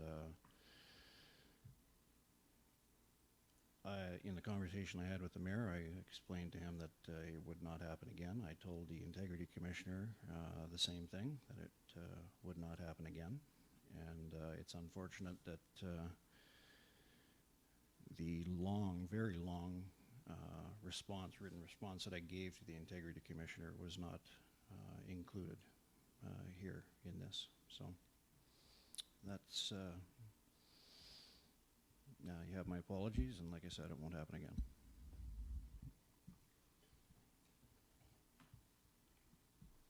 So unless there's further comment, I'm going to call the vote and then see where we're going. So this is to receive the Integrity Commissioner's report or not. All in favor? Defeated? Anything that, any direction from council? Councillor Southall? I'm just going to say, from what the clerk has just said, we better be careful what we're doing here. So, Councillor Curlew? So, through you, Mayor Lawrence, again, this is very consistent with the previous report. It wasn't actually thorough enough. I mean, even Steve is talking about his response. It's not even included in this. So, send it back to the commissioner. This is not acceptable. Do it again, and this time, do an actual report, and go through the feeds and understand what you're looking at here. Councillor Forbes?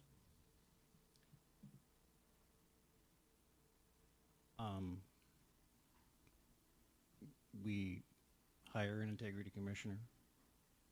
He looked into it. I've said to him what there is a process that is to be followed here. As far as I know, the process has been followed. I've said what I've had to say to him. I've said what I've had to say to the mayor. I understand that some of you aren't accepting of that, of his report and what I've had to say, but I will not be dragged through it again. To me, the matter has been dealt with, and I don't think it's proper that it goes back to the Integrity Commissioner and then comes back here again.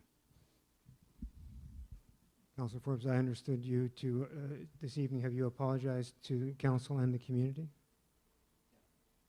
Yeah. And any further apologies? Do you have any further apologies? Thank you.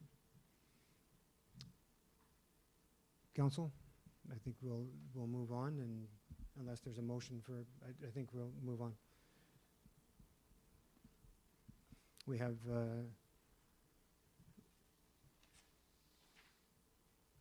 the next item is 12, I'm sorry, it's not 12B, that's just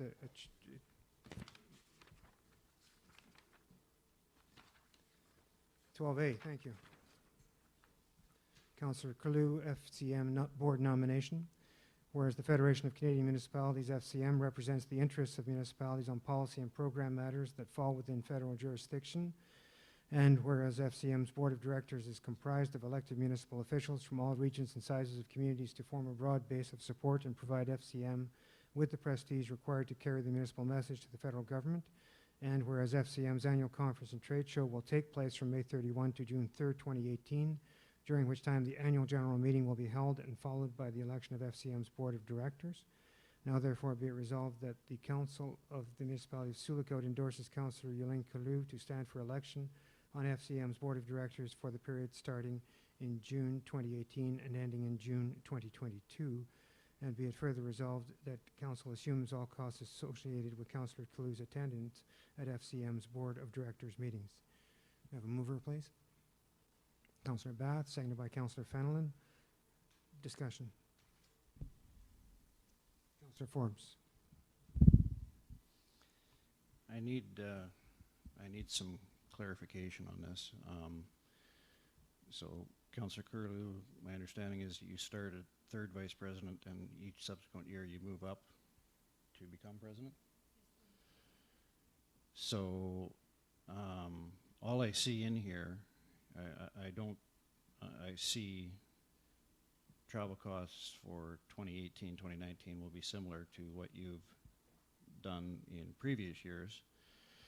But as you move further up the ladder, I don't really see any budget for travel costs. And based on that, unless I can get some clarification tonight, I can't support, much as I'd like to, this motion, because I don't know what the cost is going to be in 19, 20, and 21. And then when you become president, if you're assuming you're still on council, it looks like you're away for 180 days a year. And I would assume if you're FCM president, they're paying for that travel. But Yes. Anyway, if I could get some clarification on some of those issues, that'd be great. Sure. Through you, Mayor Lawrence. So the cost is nothing more than what has already been established, and each year the regular allotment for FCM travel for myself would be sufficient to cover the 3 meetings plus the annual general conference. So the cost is neutral. There isn't any additional cost for the municipality, and beyond the 3 meetings and the 4 annual conference, if FCM requires me to travel, they pay for that. So it is cost neutral to the municipality. The only support that's required, because currently I'm under the mandate from last year, this is just to go into the next year if I am elected in June. And that's also impinged on re-election in the fall. This is just a backup for that So this is just asking for support. no, for this year coming up? Because to me, this reads For that you're- 2018, 2019, beginning June 3rd of this year. So if you, well, you are, but But if you, it currently falls under our financial year going into next year right now, so the finances doesn't change. so you have to be a member of a municipal council to be, Exactly. But the election happens in Yep. June 3rd, so that's why we need the paperwork to solidify me actually running in my continued role as board member, and now an additional role of table officer, which is 3rd VP. And should that bid be successful, I'm committing to that role for our municipality for 4 years as the council rep there. And as I said, it is cost neutral. It doesn't go beyond the 3 regular board meetings a year, plus the annual conference in June, typically. And if there are any additional travel in that role of 3rd VP, for 2nd, 1st, or president, that's absorbed by FCM. well, to be clear, unless I'm misunderstanding something, it's not cost neutral. This is over and above your regular council travel budget, is it not? No. My council budget for the past 2 years includes FCM. So that is the budget for FCM travel for me. And that's been established in our last, budget meeting. Further to that, go ahead. And that's that's $8,000, right? Yes, that's that correct. includes your going to KDMA, whatever, as well That's as the 4 correct. meeting.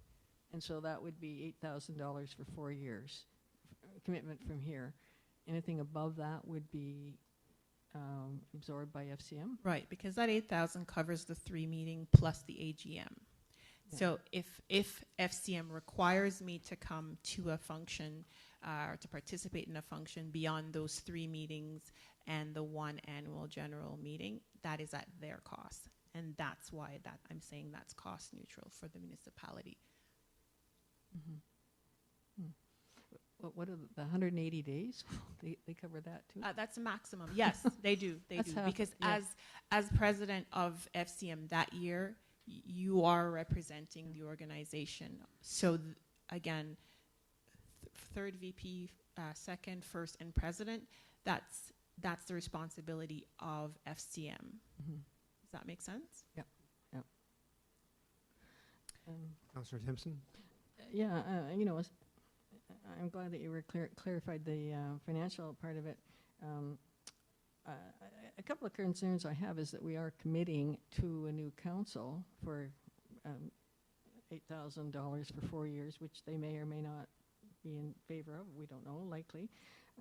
But I'm thinking about the time commitment in year 4. We have only 5 councillors here in Sioux Lookout, and if you were the president, you would be not here half time, maybe, and we have committee work and so on. And what will that do to the functioning of our council? And what real payback is there to be the president? I mean, I fully support you being on the board, but really, as president, you're going to be looking after the whole country. So what really is the payback for Sioux Lookout with that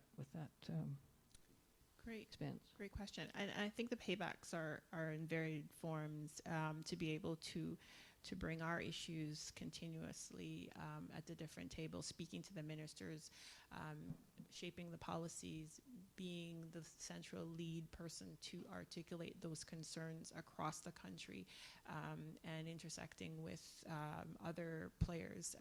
I think that's an unprecedented opportunity that hasn't happened for our municipality ever. And so there are many, many ways that can bring spin-offs in terms of attracting more positive attention to our concerns regionally, and as well as putting us on a stage that we have never been on before to point out what's relevant to us and our uniqueness here as the Hub of the North. And further to that, we commit year by year. This doesn't shape us any way different from us making a deal now that the next council has to carry through. And so as we've done in the past 2 years, I still need a resolution each year to confirm my participation. So that doesn't preclude the previous council, the next council to show their support. It's just at this point in time to engage in that process, we're required a resolution because the annual general conference process requires to have that resolution. Councillor Timpson? Okay, yeah. If the FCM is asking you to run for the 3rd vice president, if you're being asked, why then will they not support small municipalities like us to pay that extra $5,000 or $6,000 that it takes to go to these meetings? They do. In the role of officer, beyond your 3 and 4 engagements, they cover that cost. So why aren't they covering the 3 or 4 engagements? That's my question. Every They're asking you to be participating- on it. Why aren't they footing the bill? every participating member municipality does contribute that towards the running of their candidate. And when it comes to the final, beyond the 3 and the 4, they have said that we will then take on that role. And that's just the way they've operated. I additionally have a comment to the recommendation of the wording, and that is for Mr. Clerk. May I put that to council to hear it entirely? Again, it's a candidacy. It doesn't. This is a request for support for a candidacy to run. It doesn't mean that it's a guarantee. Okay, so in the event that Yolande Curlew, Deputy Mayor, is not elected third Vice President of the Canadian Municipalities Federation of Municipality, the Municipality of Sioux Lookout supports her candidacy to seek currently what I have now, a board seat on FCM Board of Directors for the period of June 28 through June 2019. I'm not sure, are you asking for an amendment to the motion that's on the floor? It wasn't, the wording was not entire, so I'm just providing additional wording to make sure that it encompasses what would take place. The wording does say that the corporation endorses Councillor Curlew to stand for election. Yes, third VP for 2018. Are you reading something that's not on the motion? Is that what you're doing here? I'm sorry, I'm looking at the motion.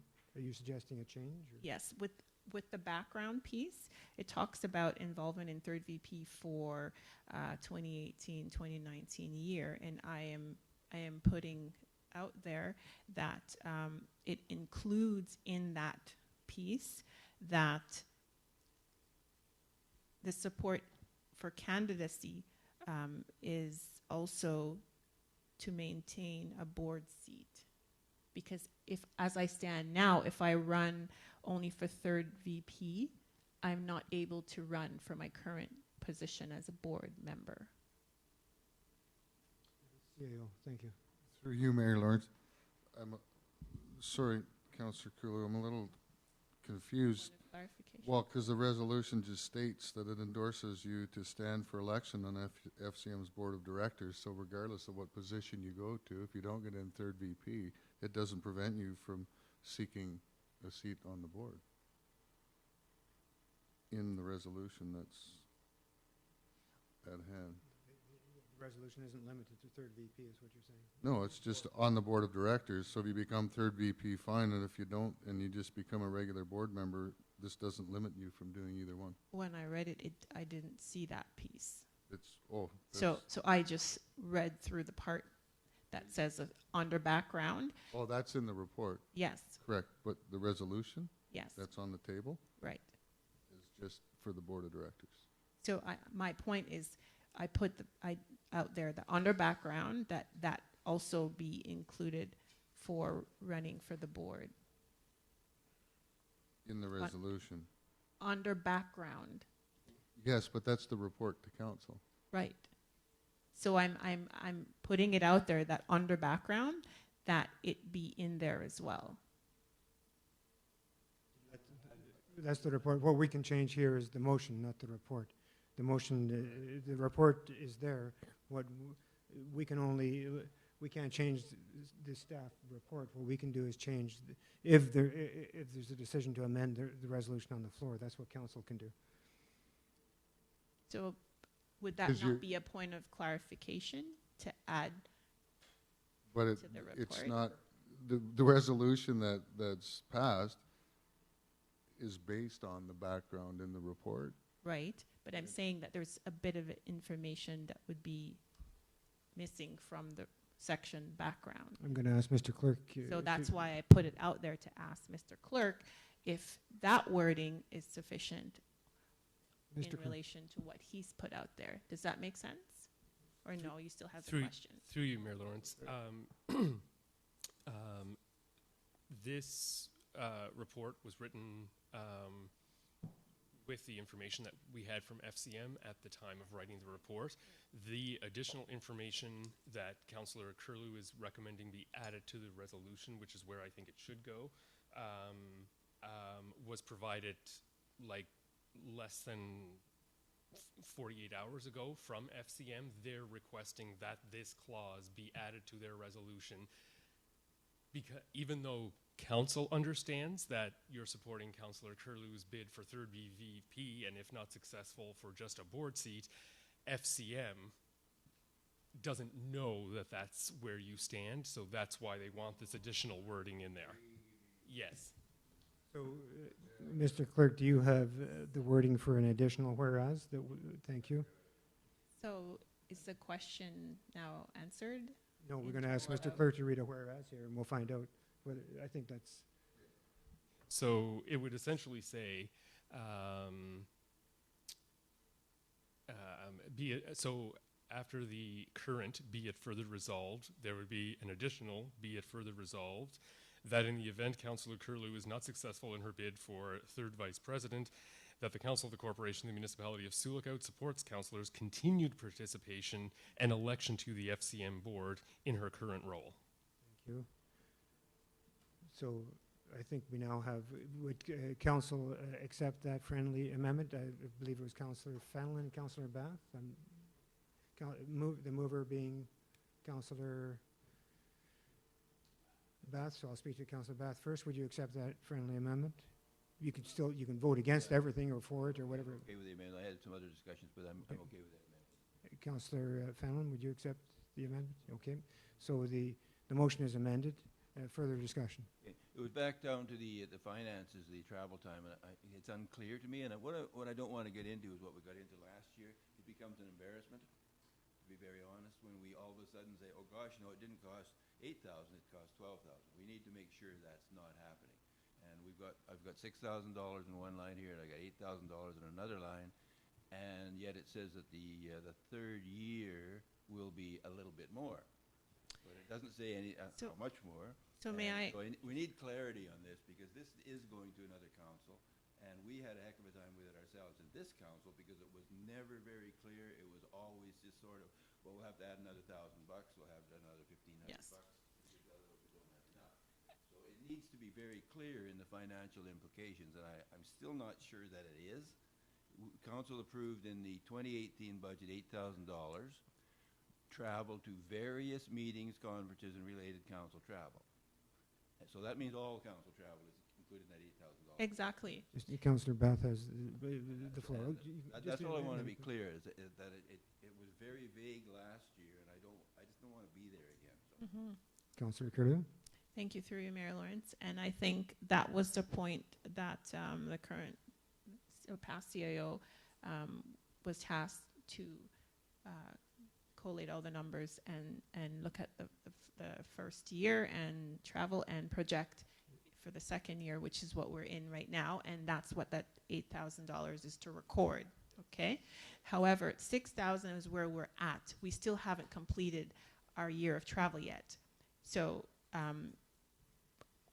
this current annual general meeting is now brought to 6,000.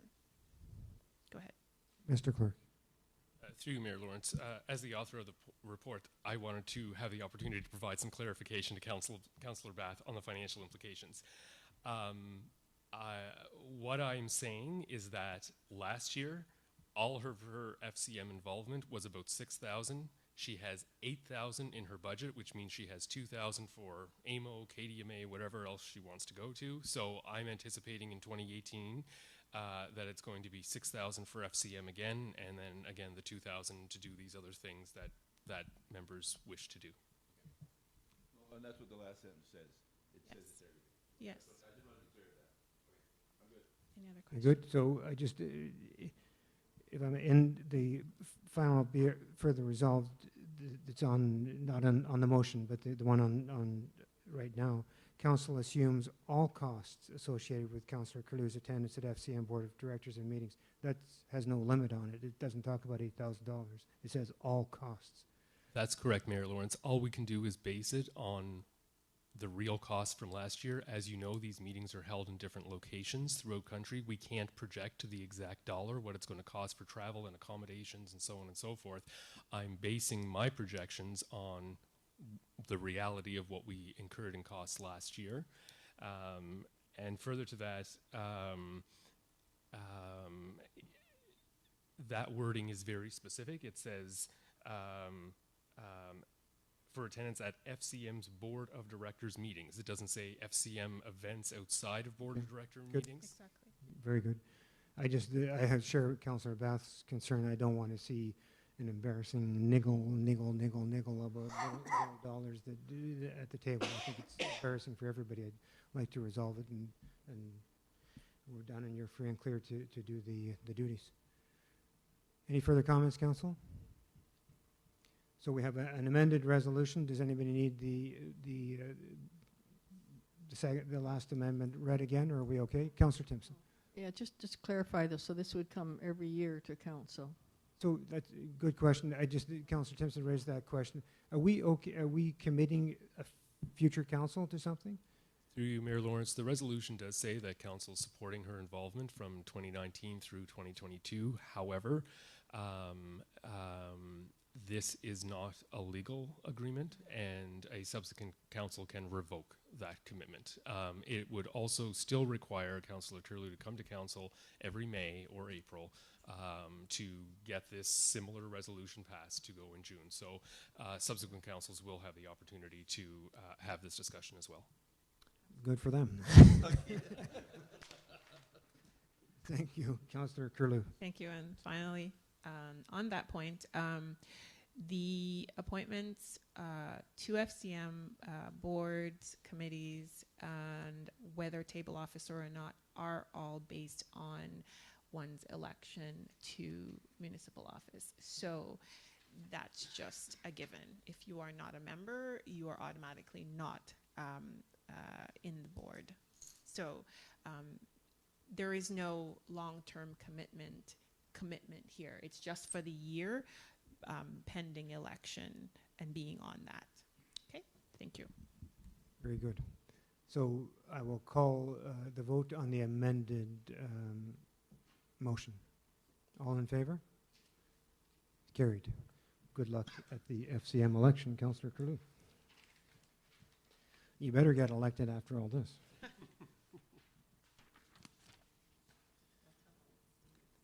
Item 13, appoint deputy treasurer, bylaw number 27-18. The council authorizes the passing of bylaw number 27-18, being a bylaw to appoint a deputy treasurer for the corporation of the municipality of Sioux Lookout.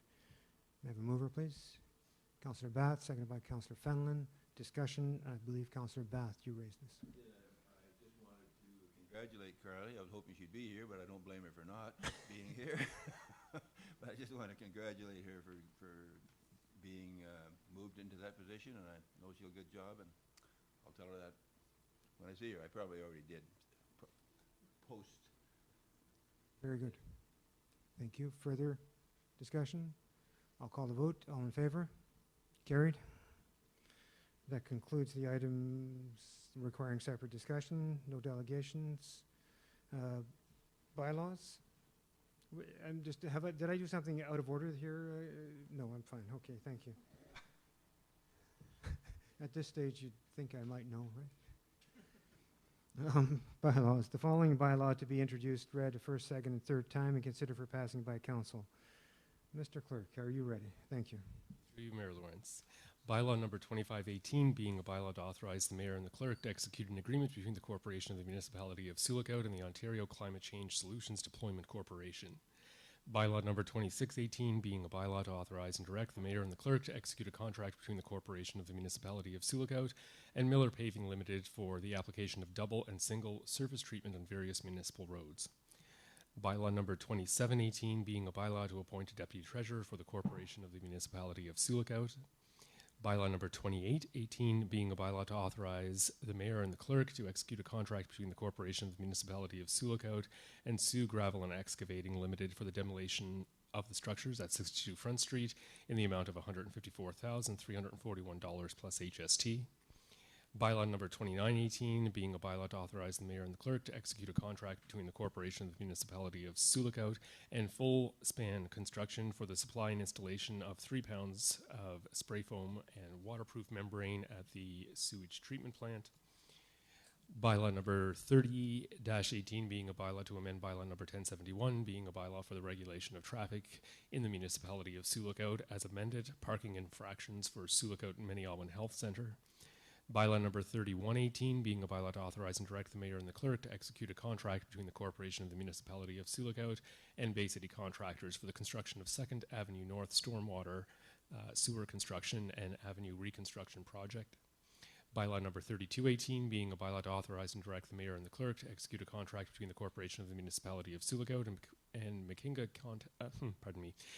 Contracting and Equipment Rentals Limited for the construction of the Park Street Lane infrastructure upgrades project.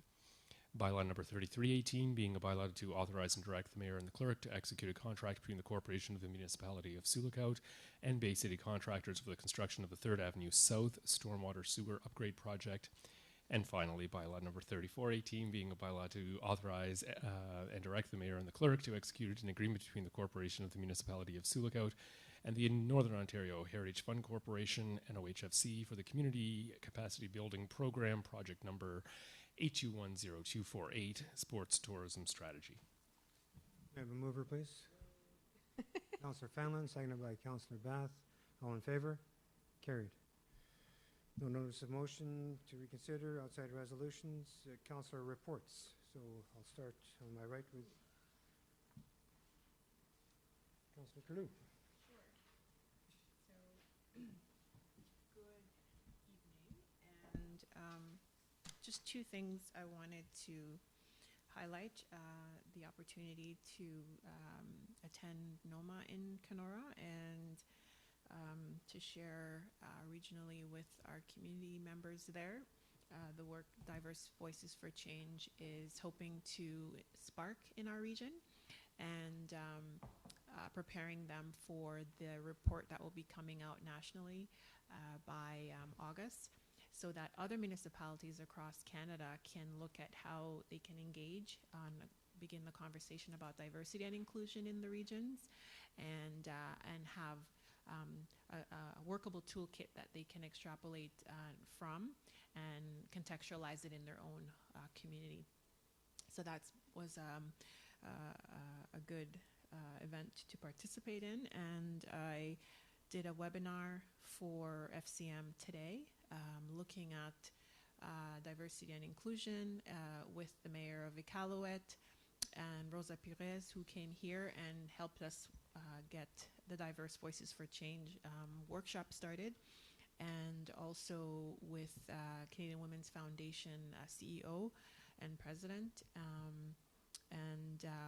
We were in a conversation for about an hour and a half over lunch with women from all over Canada, looking at different ways to engage in municipalities to reach the UN Goal 5 for women and girls' participation more in political life, and to strategize about that 30% increase in women's participation in municipal decision making, and preparing for what that's going to look like. Also had conversations with AMO about participating in their Inclusive Communities workshop that will be happening in I believe August. Again, taking the lessons learned and the way we as a municipality have gone about looking at diversity and inclusion, and how we want to work together to improve women's participation across the board, and particularly how we engage with diversity within our community and creating those safe spaces for inclusion. So a lot of over the phone meetings, and as a result of that, also participating in the Ontario Good Roads meeting. Today we were supposed to have our strategic plan session, but I was not able to attend because it was such a big stack day today with the different activities here. And also not being able to attend our Board of Health meetings all over our region, but being in contact with them via email. So that brings to close my activities for this month. Thank you very much. Thank you. Councillor Forbes. On April 27th, attended a Sulaco Hydro Board meeting where we decided to award a dividend of $180,000 to the municipality. I believe we had budgeted $150,000, so you're welcome. And that's everything for me. Thank you. Councillor Fenlon. Councillor Bath. So May 4th, I attended the 76 volunteer care bed announcement at Bengal, and that was kind of a nice crowd there. That was nice. May 7th, daycare advisory meeting. We do them just every couple of months now. This was actually a very good meeting. We actually did it in the Norla, but I get to sit in one of those chairs. So the interesting thing, and there was a lot of discussion, a lot more than we usually have. And a lot of it was discussion about what staff recognition with the committee money they get, which is $25 bucks, I think. And also discussing the staff recruitment ideas. And it was interesting, the discussion that came out of that, because when we advertise through the municipality for staff, we put an ad in the paper and it says teacher 4 or teacher 5 or something like that. And so people look at it and say, well, I'm not a teacher, don't go there. So what we'd ask them now is take a look at that, see if there's another word. Can you call it a toddler assistant or whatever? Find something, you find a nice pretty name. And give it a different name when people look at it and say, hey, I can do that. Because we're 3 people short in the office. And they're always short. We have enough of the ECWs, but not the EWEs, right? Is that right?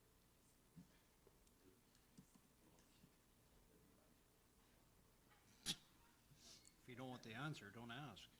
I should do that. So it was actually maybe one of the more productive meetings. It went right to the past 6 o'clock. So I was quite happy with that. May 7th, when I got home from that meeting, I watched the ice meet from Soaring Bay. May 9th, attended the Morgan Esso Tourist Operator Supper.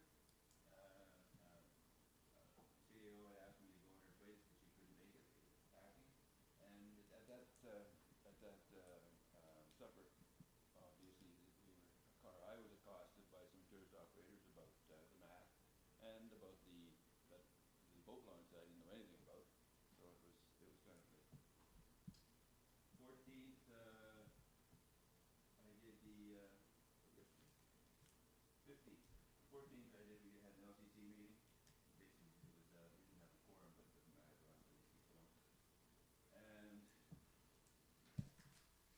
on the 15th, I attended I worked on the Wells Day radio show, and that's always enjoyable. Jerry is talking to Nora, and you start going in that show and talking about all the things you've done and all the things you're doing. You're like, wow, it's been pretty darn busy. So it was good. Unfortunately, I missed the AGM, the PACE AGM, and the last chamber meeting. I had a cold, and I didn't think I wanted to share it, so I just decided to stay home. That's it. Thank you. Councillor Timpson. Oh, yeah, I've had a busy month with meetings. I can't even remember half of them, what they were anymore, but anyway. The first one was the Diverse Voices for Change. We met and we discussed what recommendations and what we're going to put in as recommendations for our final report to council. We had an Environment Committee meeting in which the beach was a major source of conversation, and the upcoming open house, or whatever we want to call it, the Environment Committee was pushing for that. The Environment Committee is holding a composting workshop. I think it's the first Saturday in June at the high school. And there also some members are planning to be part of Waste Reduction Week in October through the schools, and we're going to be pushing the elimination of straws, using plastic straws, because of the amount of damage that's happening with sea animals through plastic straws. It's going to be a week of trying to encourage significant maybe less use of plastics. And then I went to the anti-racism directed follow-up meeting that was held. Poverty reduction strategy, that's going really well. We've got training.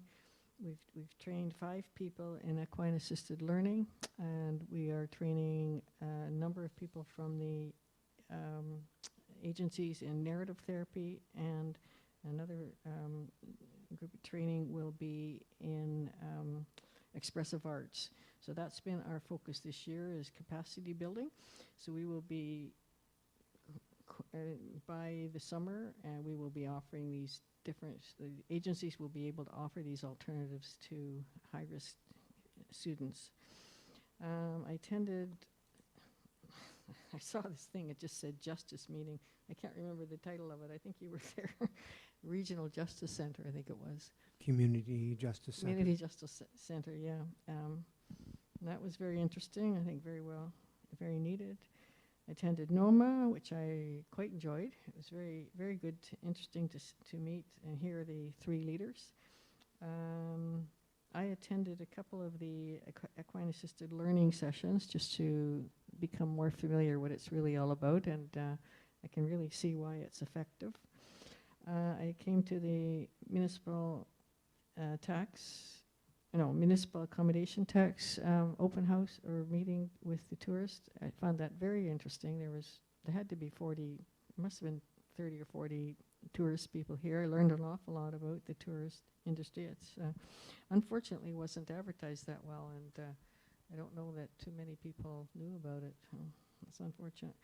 And yesterday I attended the hearing, the appeal hearing for the Ontario Municipal Board, and I spoke to it as from the point of view of a private citizen, not as a council member.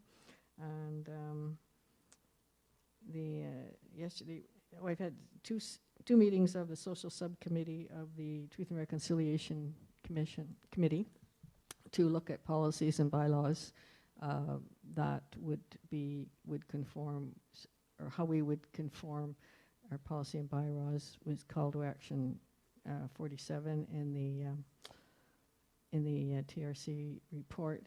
However, we didn't have quorum yesterday, so the committee is sort of just going to wait till a month or so till things are settled down with what's happening.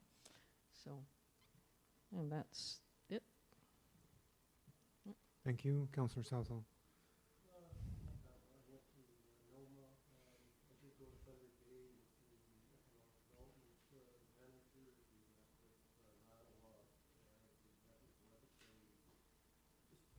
Getting them on board, encouraging them for the east-west corridor.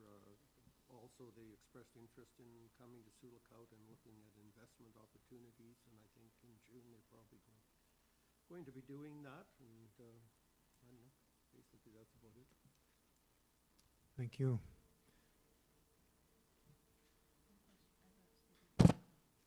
Further to your report? Or?